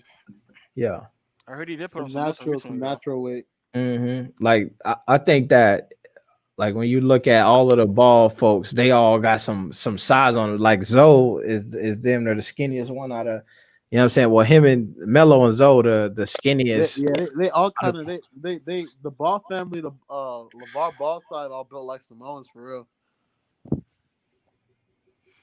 It says y'all got that Samoan build, so yeah. LaMelo and Lonzo got their mom build. With the dad height. LaMelo put on 10 to 15 pounds of muscle over the summer. Boy, getting big. He been working. He been grinding in Detroit though. Yeah, Jermaine Jackson got him looking good. He be getting after it. Jello got handles and all that now. From what I saw, it's gonna be interesting. Yeah, it's gonna be good. That Puma, man, bro, the amount of like love Puma showing LaMelo, I can't wait to see what they come out with. It got to be hot, bruh. He's next up, man. I'm telling you. They treated Melo like the golden child. Yeah, are they? They got to. They got to put somebody. They Can't put push his name. Kuzma. They put his name on in the sky, bro, Bro, come on, man. for no reason. It Here's, wasn't his birthday. this is what I'm gonna say They're is pushing that him, man. They got to. they definitely showing him some love, but the it costs. I looked it up because I was like, yo, let me see what the vibe is like. How much it would cost to write somebody's name in the sky. Right. You could write somebody's name in the sky right now for 3,500. I could put ABD Hero in the sky for 3,500 though. You know what I'm saying? So The only thing if is, you them niggas did not have to do that. At yeah, all. but that's all I'm saying is that already signed. it sound good.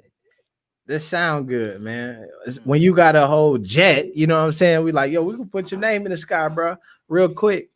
You know what I'm saying? We want to make you happy. What I believe is this, man. This is my thoughts on the whole situation is that a lot of folks, man, have wow.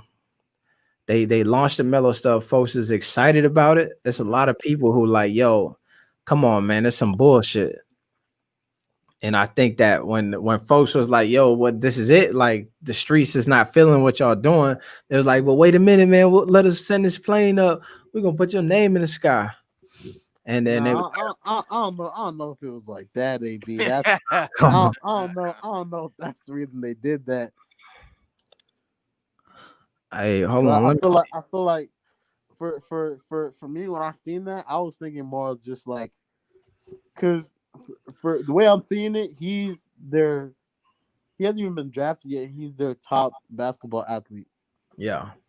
Right. So when he does get drafted, it's more of one of those things where it's like they better treat LaMelo well because there's a ton of NBA players that start out with a brand and then end up leaving. Kobe did it.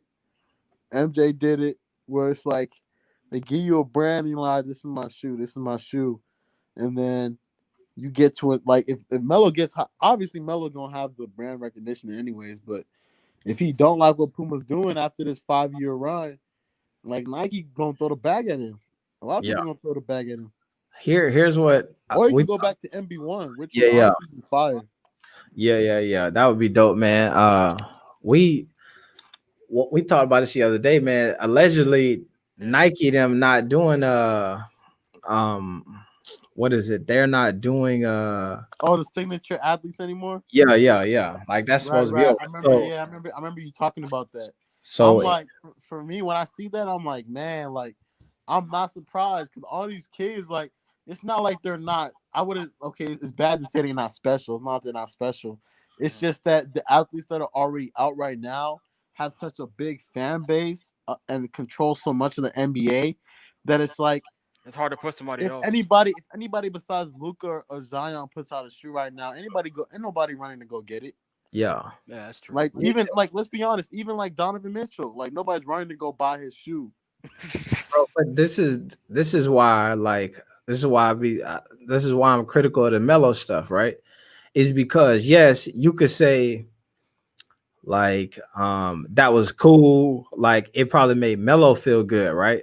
But did seeing them put the plane in the sky hype you up to buy Puma merch at all? No. That was for Melo. That's for Melo. That's what I'm saying. So like if you a shoe brand, to me, what you should be doing, and like he's saying, like, I never want him to leave BBB.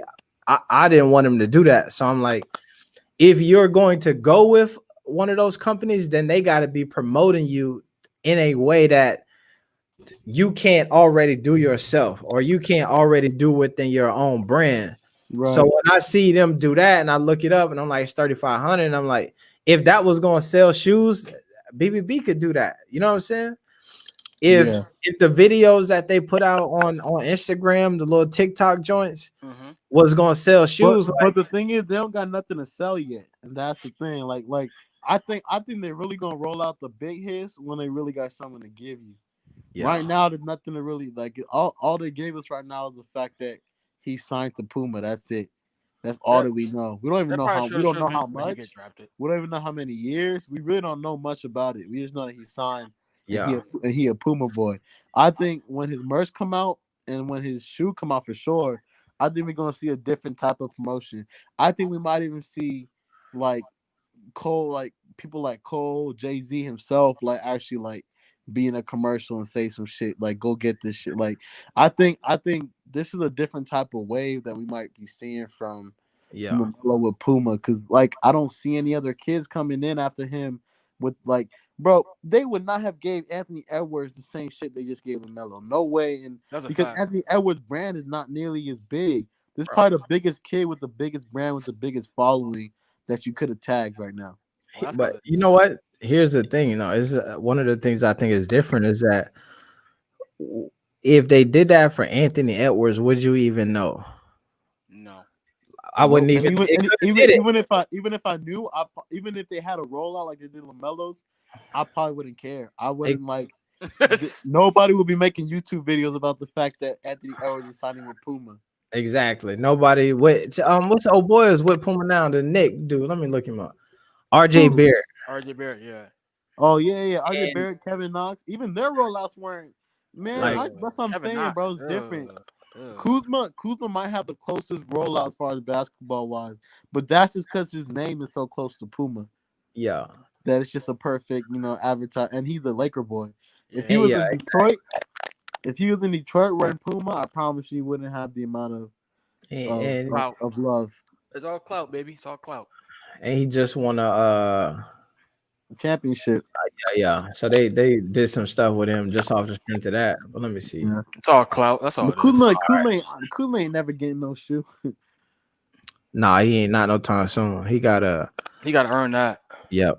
But you know what's funny, man, is that the fact that he played on the Lakers next to LeBron, like, would semi warrant just giving him a shoe just because he gonna be on TV enough and like he gonna be in he's pictures with not LeBron. good enough though.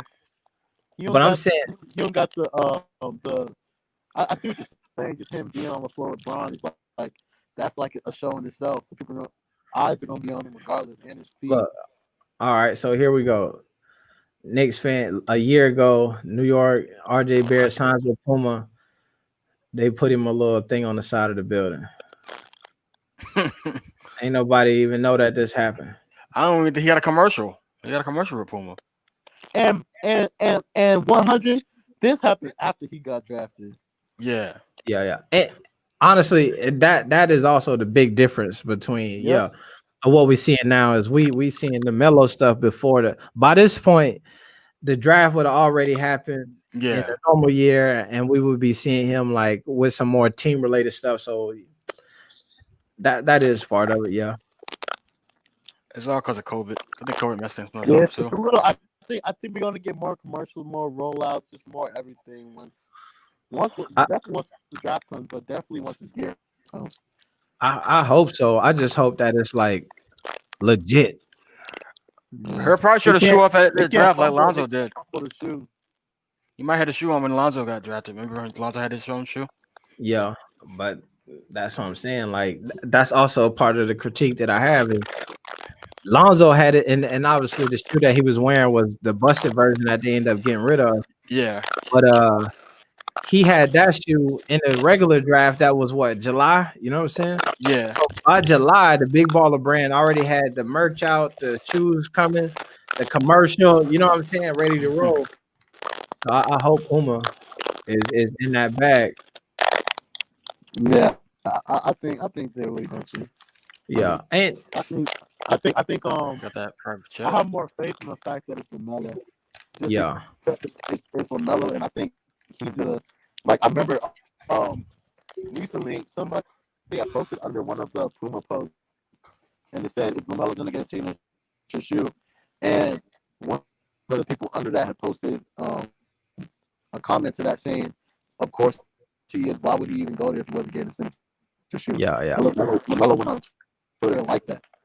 So if he's acknowledging the fact that he's going to get a shoe soon, like it's not even a question. Yeah. He said that he kind of like semi alluded to that too whenever he did an interview with Jalen Rose. He was asking him about like a shoe. He was like, "Yeah, conk. It's all that." He was like, "He didn't say yes, but he's like, all of that's coming." Coming soon.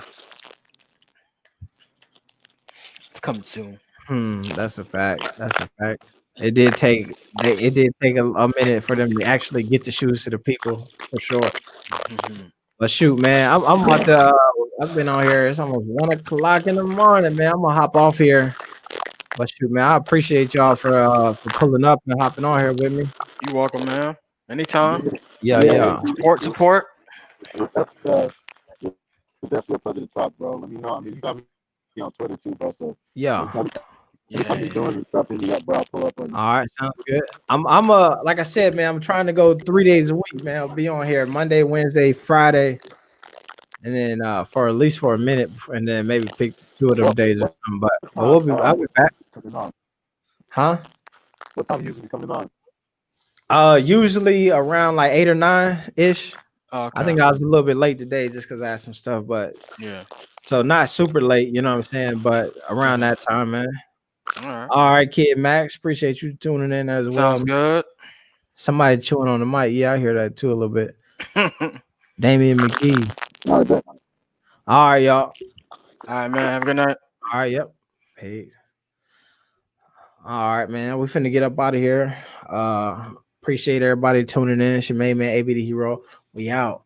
Peace. Next time.